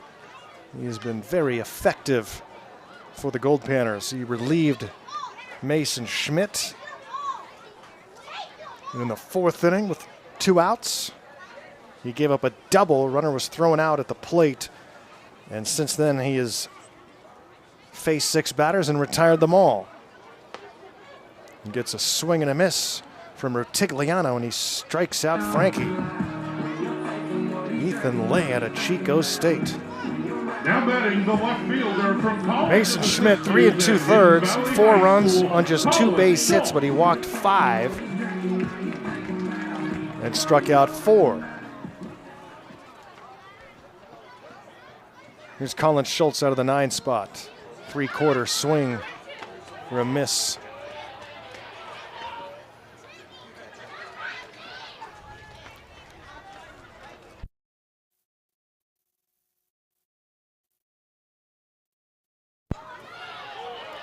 Donovan Ratfield's at first base now for the Goldpanners.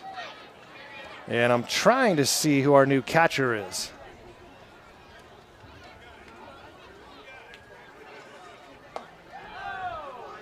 Strikes out Schultz. I'm trying to get a number on our catcher. And I can't. Is it Jeremy Keller? Yeah, I think it's Keller, just in body type.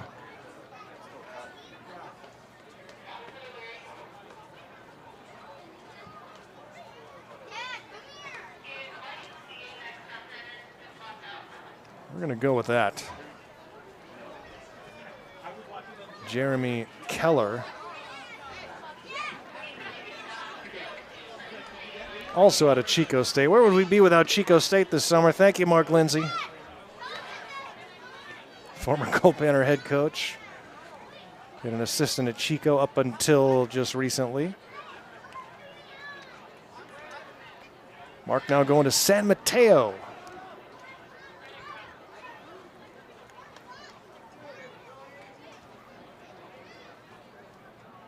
Cody Nidowitz at the top of the order is 1 for 2 with an RBI double and a walk, stole a base.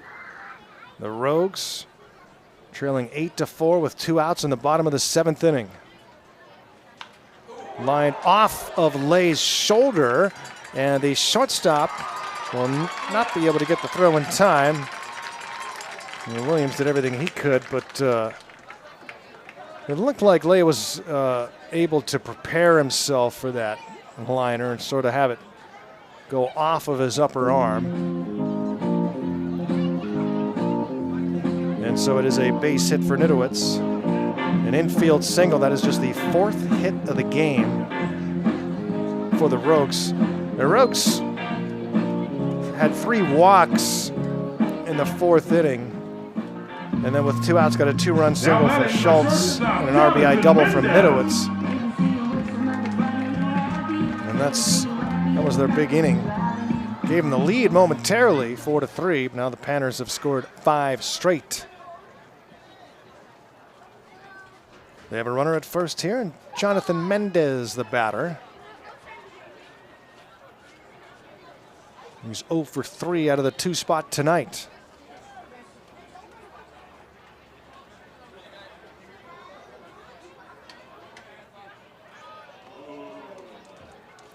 Close play at first, runner back safely.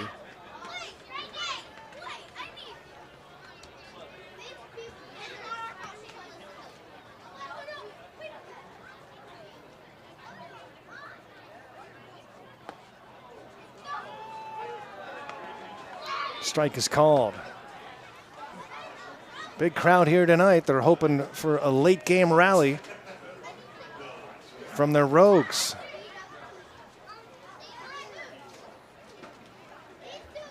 Great to play on the natural surface here again. Did so down in Grand Forks.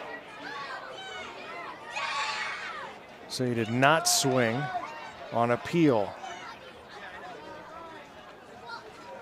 Lay with 2 balls and a strike. To Jonathan Mendez, Tyler Horner is on deck. The 2-3 spots tonight, 0 for 6 combined. This one is hit high into left field. And, whoa, it just kept carrying. And what happened was Scally, that's not Scally, who's in left? The left fielder lost the baseball. And so it goes all the way to the wall. We saw the center fielder pick up speed and make the play. Is that Garcia in left? Now batting the catcher, Tyler Horner. Man, it's hard to see in this darkness. I think that's Garcia in left, and I think he lost the baseball in the night sky.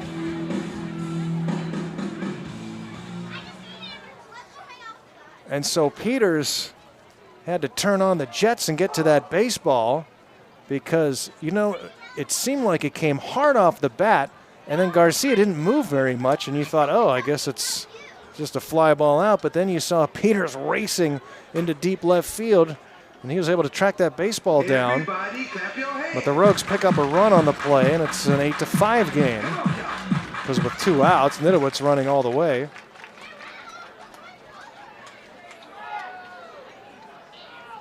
And another opportunistic run for the Rogues.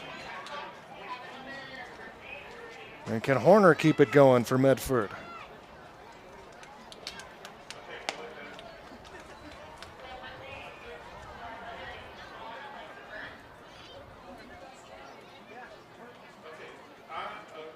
So is it Swana or Swan? 1-1 pitch. Well, Rogue's not out of it. Swing and a miss, 1-2.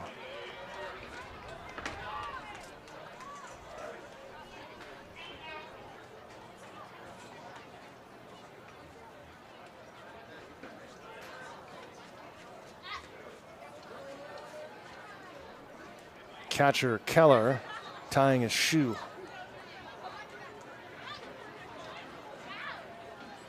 Base hit here, and you got things get awful interesting again. And this one is popped up into center field, and Peters calling for it and will make the catch.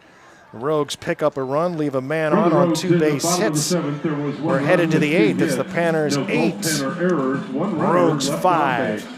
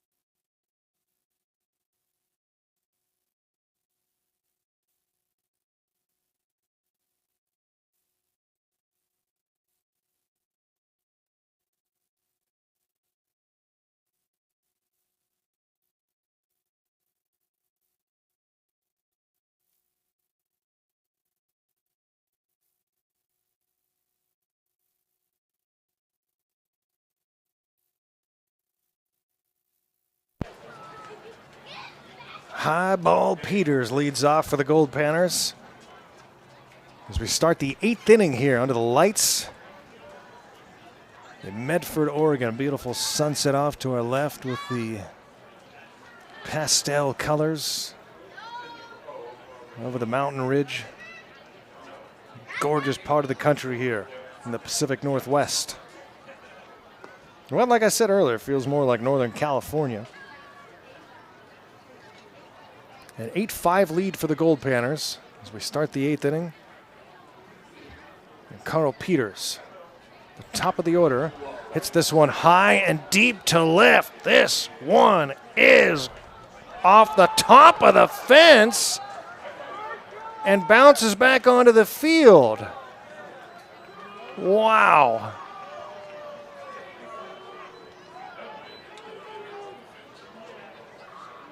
Doink. How did that happen? Now batting right fielder Eric Smelton. Saw a replay of it. Right off the top of the fence and bounced back.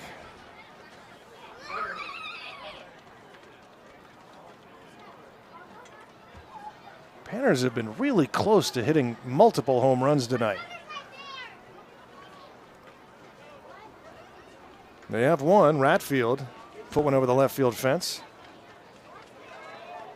That one down and inside, gets away, not far enough for Peters to go anywhere. Eric Smelko, a 3 for 4 night with a couple of doubles tonight. He's driven in a run, he's scored one.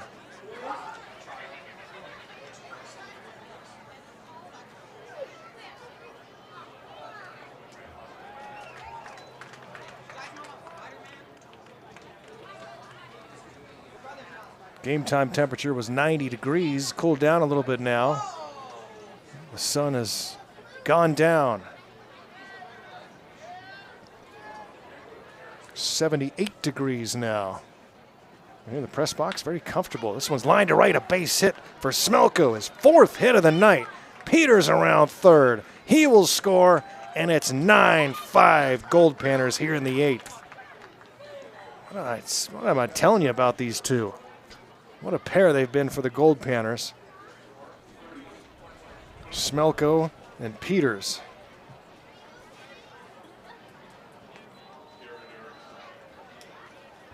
Your attention, please. Pinch hitting for the Goldpanners, number 24, Garrett Erickson. So Garrett Erickson All right, now kids, in. So that's we hate where. to say it. Unfortunately, there will be no base running after the game tonight. That is because of the diamond dig that will be happening. Erickson, a pitcher. And that was going to be where I was able to confirm who our catcher was last inning in the 3 spot. And so Erickson pops this one up into shallow right, and it drops. And Smelko has to hurry up to second, but he's thrown out on the force out. What a weird play. It just looped into the shallow grass in right. But Smelko had to stay close to first base, and of course then he was thrown out at second.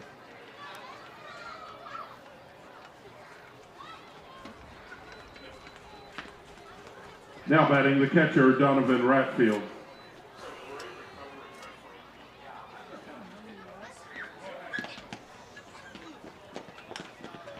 And that one is hit to left, but the catch is made.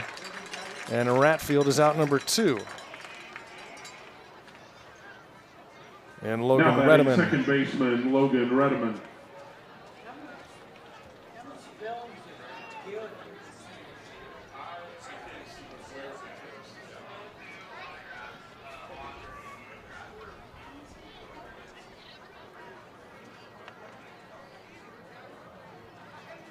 Redeman with 2 down, a runner at first, swings and hits this one towards second. Tigliano throws on to first, take care of Redeman and the Goldpanners, but the Panners pick up a run on 3 base hits. There was 1 runner left. It's on 9-5 base. Fairbanks headed to the bottom of the 8th. Beverages and concessions.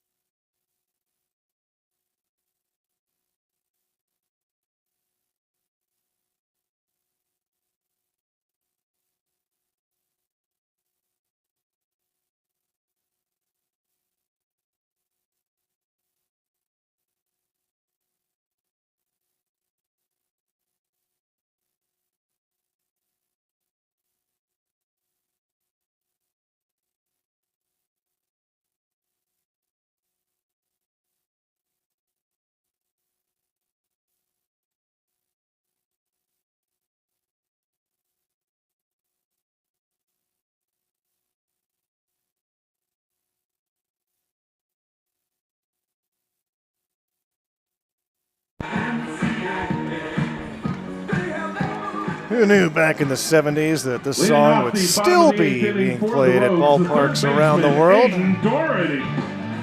Oh, those village people.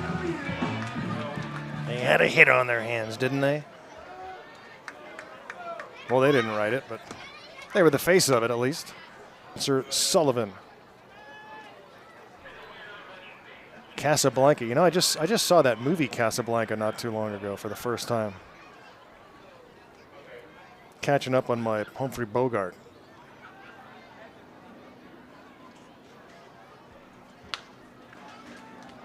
Ground ball to short. Williams. Throws out Doherty, 6-3 Now put out. batting the center fielder, Deshaun Thomas.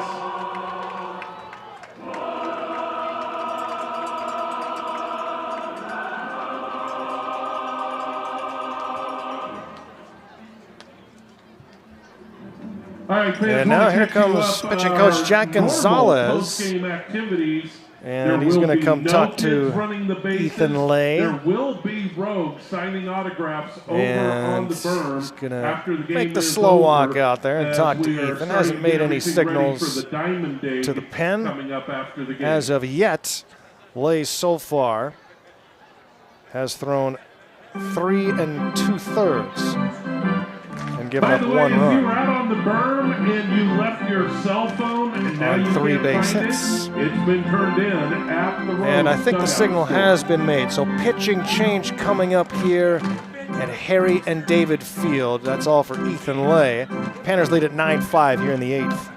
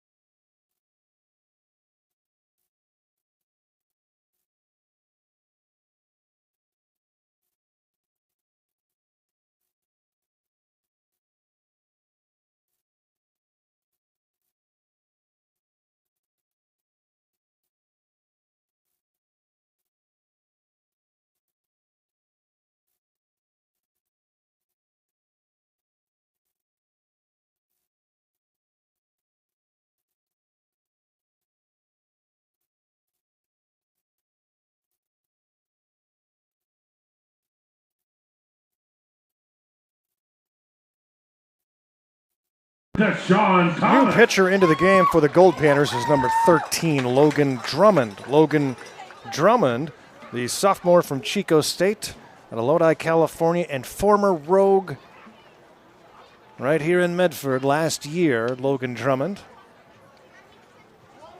takes the hill on familiar earth, facing Deshaun Thomas. With 1 out and the base is empty here in the bottom of the 8th, and the Panners leading 9-5. Drummond made 9 appearances last year on the mound for the Rogues.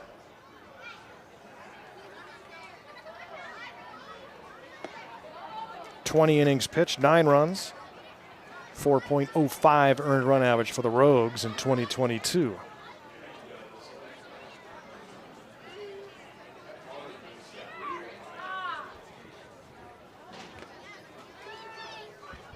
Three and 1. He starts to Thomas, who's 0 for 2 with a walk and a run scored. Stole a couple of bases.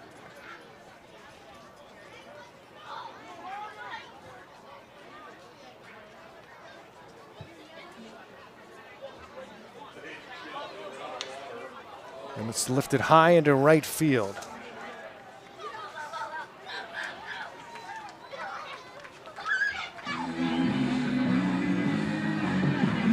Smelko's got it for out number 2. Spencer Sullivan. And here's Spencer Sullivan. 1 for 2 with a walk. Scored a run in that 3-run 4th inning for the Rogues. Panners, in the 2 games so far, have 32 base hits against the Rogues and 22 runs.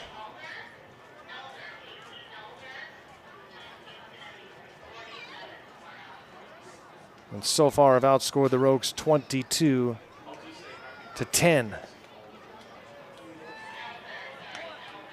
In not quite 2 games. Every start 6:30 p.m. locally. It's tomorrow night too. Only 2 more remain after tonight. 3-0 on Sullivan.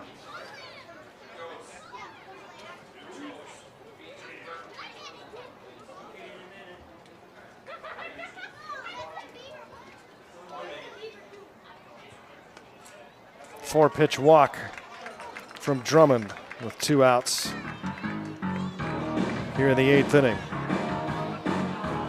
Now batting the Ethan Lay, designated 3 hitter, 2/3, Troy 1 run on 3 base hits, walked none, and struck out 4.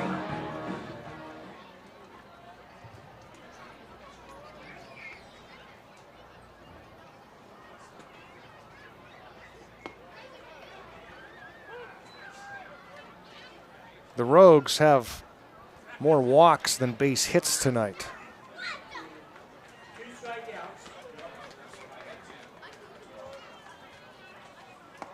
Osborne takes strike 2.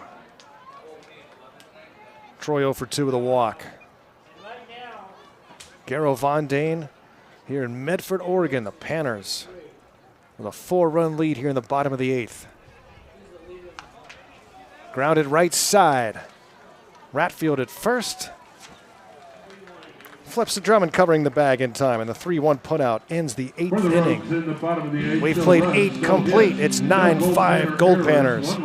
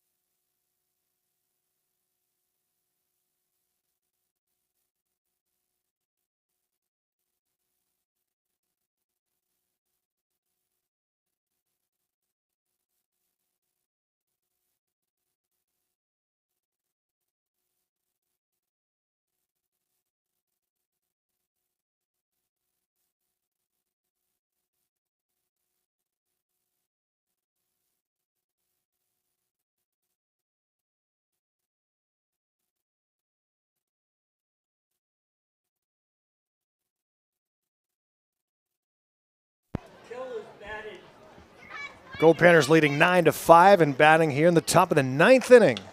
And that one is popped up off the bat of Ewing, and that will be caught in shallow right field by Nidowitz for out number 1. So that quickly 1 up and 1 down here in the top of the 9th.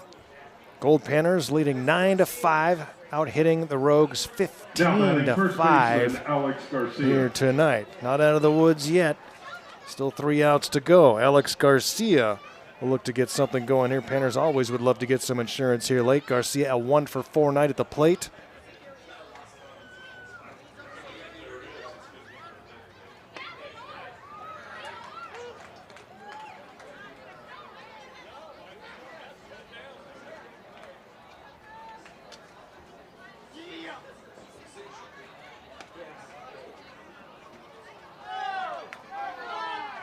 And strike pitch misses for ball one. 1-1 on Garcia.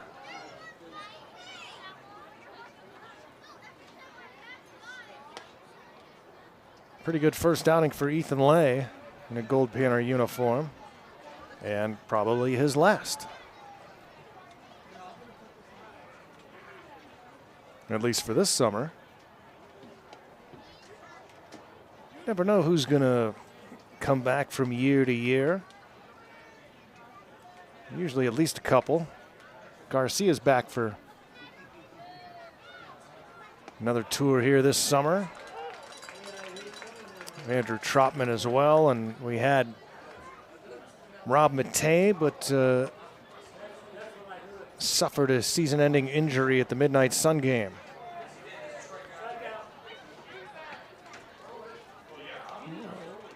Oh, that was weird. So Garcia walked. The guys up here in the press box were saying it was a strikeout, and the ball dropped, but it is ball 4 to Garcia. So we'll keep an eye on Alex at first base. He was actually caught stealing back in the second. Here's Cade Leifer, grounds one towards third. Good stab at third base on the short up at the ball underneath the glove of Sullivan. And so everybody's safe. Garcia stays put at third. And now runners at second and third. Boy, he made a great play to field that ball up the line. But then the throw was in the dirt.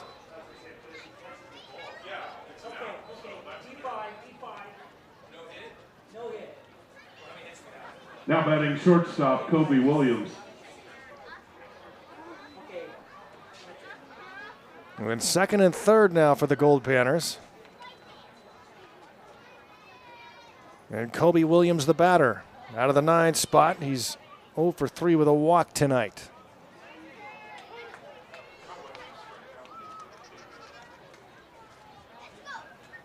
Panners try to put this one away here in the 9th.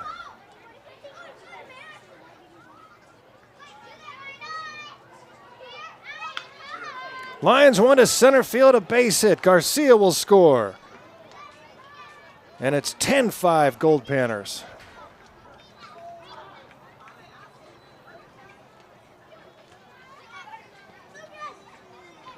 Now batting center fielder, Kobe Williams, Carl first Peters. hit of the night, brings in another Goldpanner run.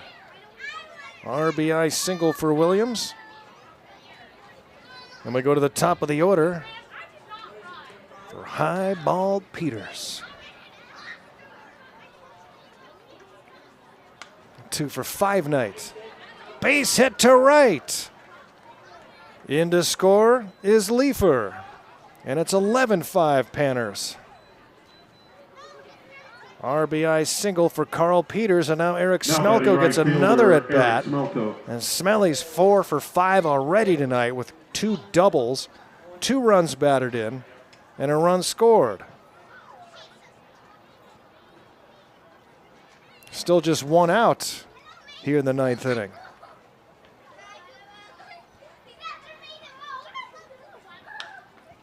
Grounded towards first, and it's under the glove of Sullivan. Around third. Williams, he will score. Over to third goes Peters. Sharply hit ball that just stayed under the glove of the first baseman, Sullivan. They're ruling it an error.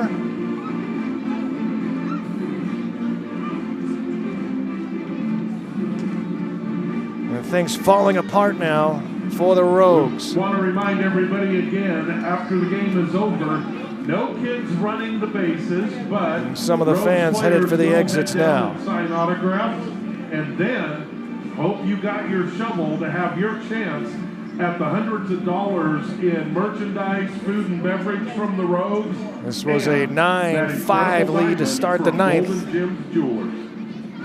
And now the Panners all over the Rogues, 12-5. And still gold at the corners for Garrett Erickson.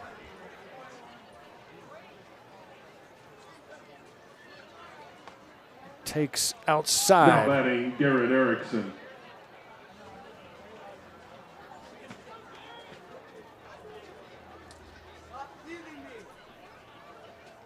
18 Goldpanner hits tonight, 35 in the 2 games.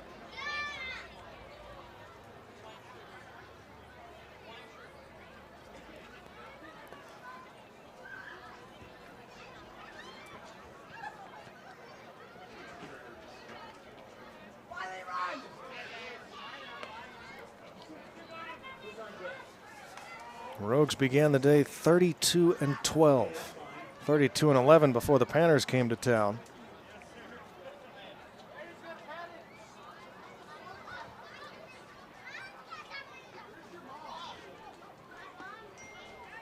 Strike is called. It's 2-1. Andy Button enjoying a sake at Shogun in Fairbanks.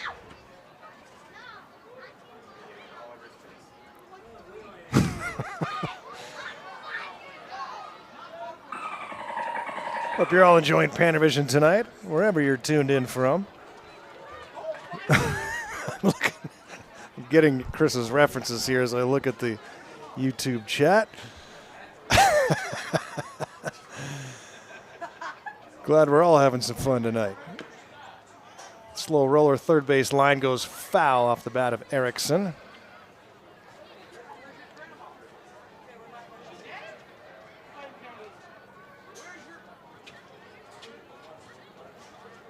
Amber Lynn, you're not chopped liver. Let's go, Amber. Come on now.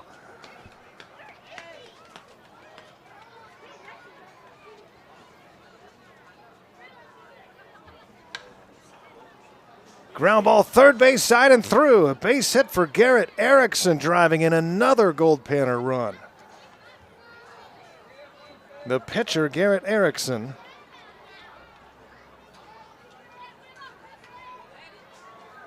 The 9th inning continues for the Goldpanners. The 8th batter of the inning is Donovan Ratfield. And still just 1 out here in the 9th. 13-5 Goldpanners.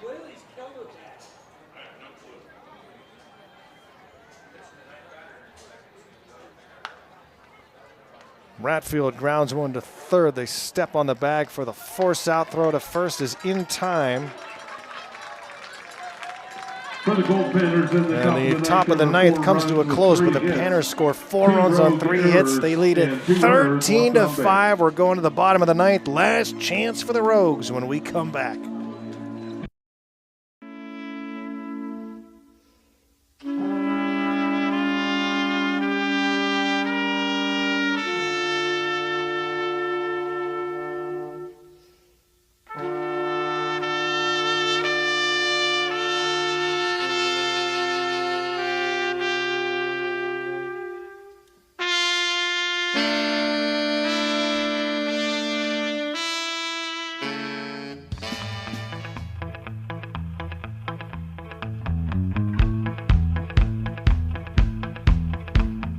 Walking down the street on a sunny day, hubba, hubba, hubba, hubba, hubba. A feeling in my bones says I have my way, hubba, hubba, hubba, hubba, hubba. Oh, I'm a happy boy, oh, I'm a happy boy. Oh, ain't it good when things are going your way? Hey, hey, yeah, my little dog Spot got hit by a car, hubba, hubba, hubba, hubba, hubba. Put his guts in a box and put him in a drawer, hubba, hubba, hubba, hubba, hubba. Oh, I'm a happy boy, oh, I'm a happy boy. Oh, ain't it good when things are going your way? Hey, hey.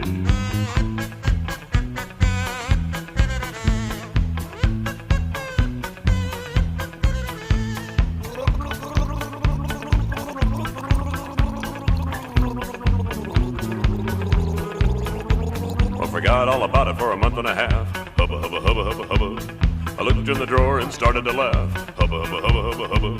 'Cause I'm a happy boy. Oh, I'm a happy boy. Oh, ain't it good when things are going your way? Hey, hey.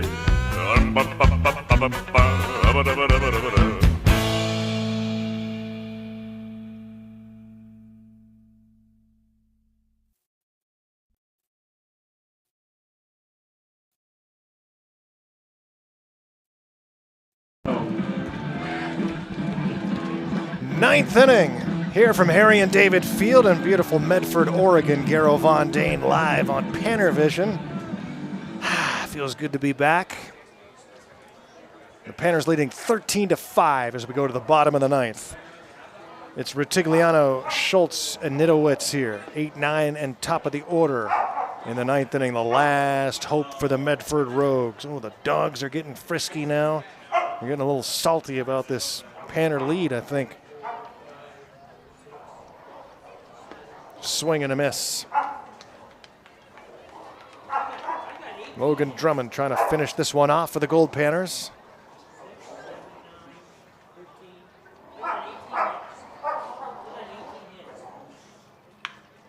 Line to left and caught. Garcia was playing in shallow. That a base hit written all over, and you look up and Garcia's right there. One down in the bottom of the 9th. Colin Schultz. Now for the Rogues.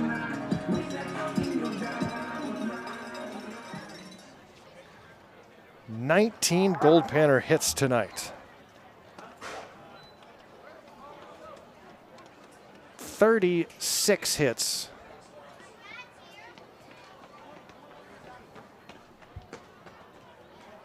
in the 2 games. I don't know if people can hear that or not. This one is hit high into left field this time. Shallow left, Garcia coming in, calling for it and making the catch. 2 down here in the 9th, and the Rogues down to their last out.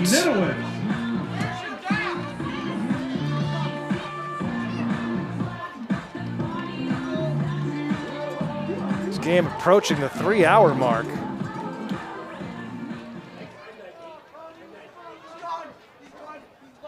And trying to finish it off right here.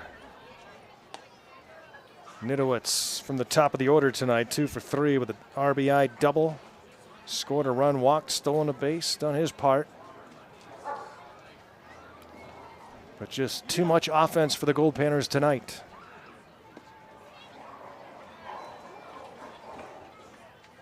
Back-to-back nights with 13 runs. It was 13-5 last night. It's 13-5 right now tonight with 2 down. Kind of weird, isn't it? What will tomorrow be? Well, you got to come back and find out. 6:30 p.m. start again tomorrow night. And thanks to John Lorkey for sitting in last night. Really enjoyed listening to John call the game. Thought he had ball 4, but instead, strike is called. Mendez would bat if Nidowitz can reach. Rogues down to their last out. 3-2, twice. He thought he had ball 4. A couple of close pitches, the count is full. And now the Rogues down to their last strike. Drummond readies with the payoff pitch. He got him swinging. A 1-2-3 9th for Logan Drummond. And the Goldpanners finish off the Rogues 13-5. In tonight's game was the Alaska Goldpanners 13. The Panners get it done on both sides. Tonight's player of the game presented by Peters and Smelko combined to go 7 for 12 at the top of the order. He was 2 for 4 with a stolen base. Cade Lever with 3 base hits tonight as well. Residential or commercial real estate needs. Tonight, Ethan Lay, your winning pitcher for the Goldpanners. With these strikeouts, Rogue Credit Union will Panners defeat the Rogues to access by the identical score to last night's final, 13-5. Okay, so once again, Panners aren't slowing down, are they? Will go. We will have the and they finish off the Rogues here in beautiful Medford, Oregon. That's going to do it for us tonight. If you missed any of this broadcast, you can catch the archive version after we wrap this one up on YouTube. And don't forget to join us tomorrow night. We got 2 games left, everyone. Don't make me cry yet. Stacey, are you crying? If you are don't leaving cry. us, the Rogues would like to thank you. Goldpanners win it 13-5. For my partner Chris Carlson on PannerVision Controls, I am Garo Von Dane saying so long from Medford, Oregon. The Goldpanners defeat the Medford Rogues 13-5. Have a great Friday night, everybody. We'll see you tomorrow. as we celebrate our players and fans. And don't forget those historic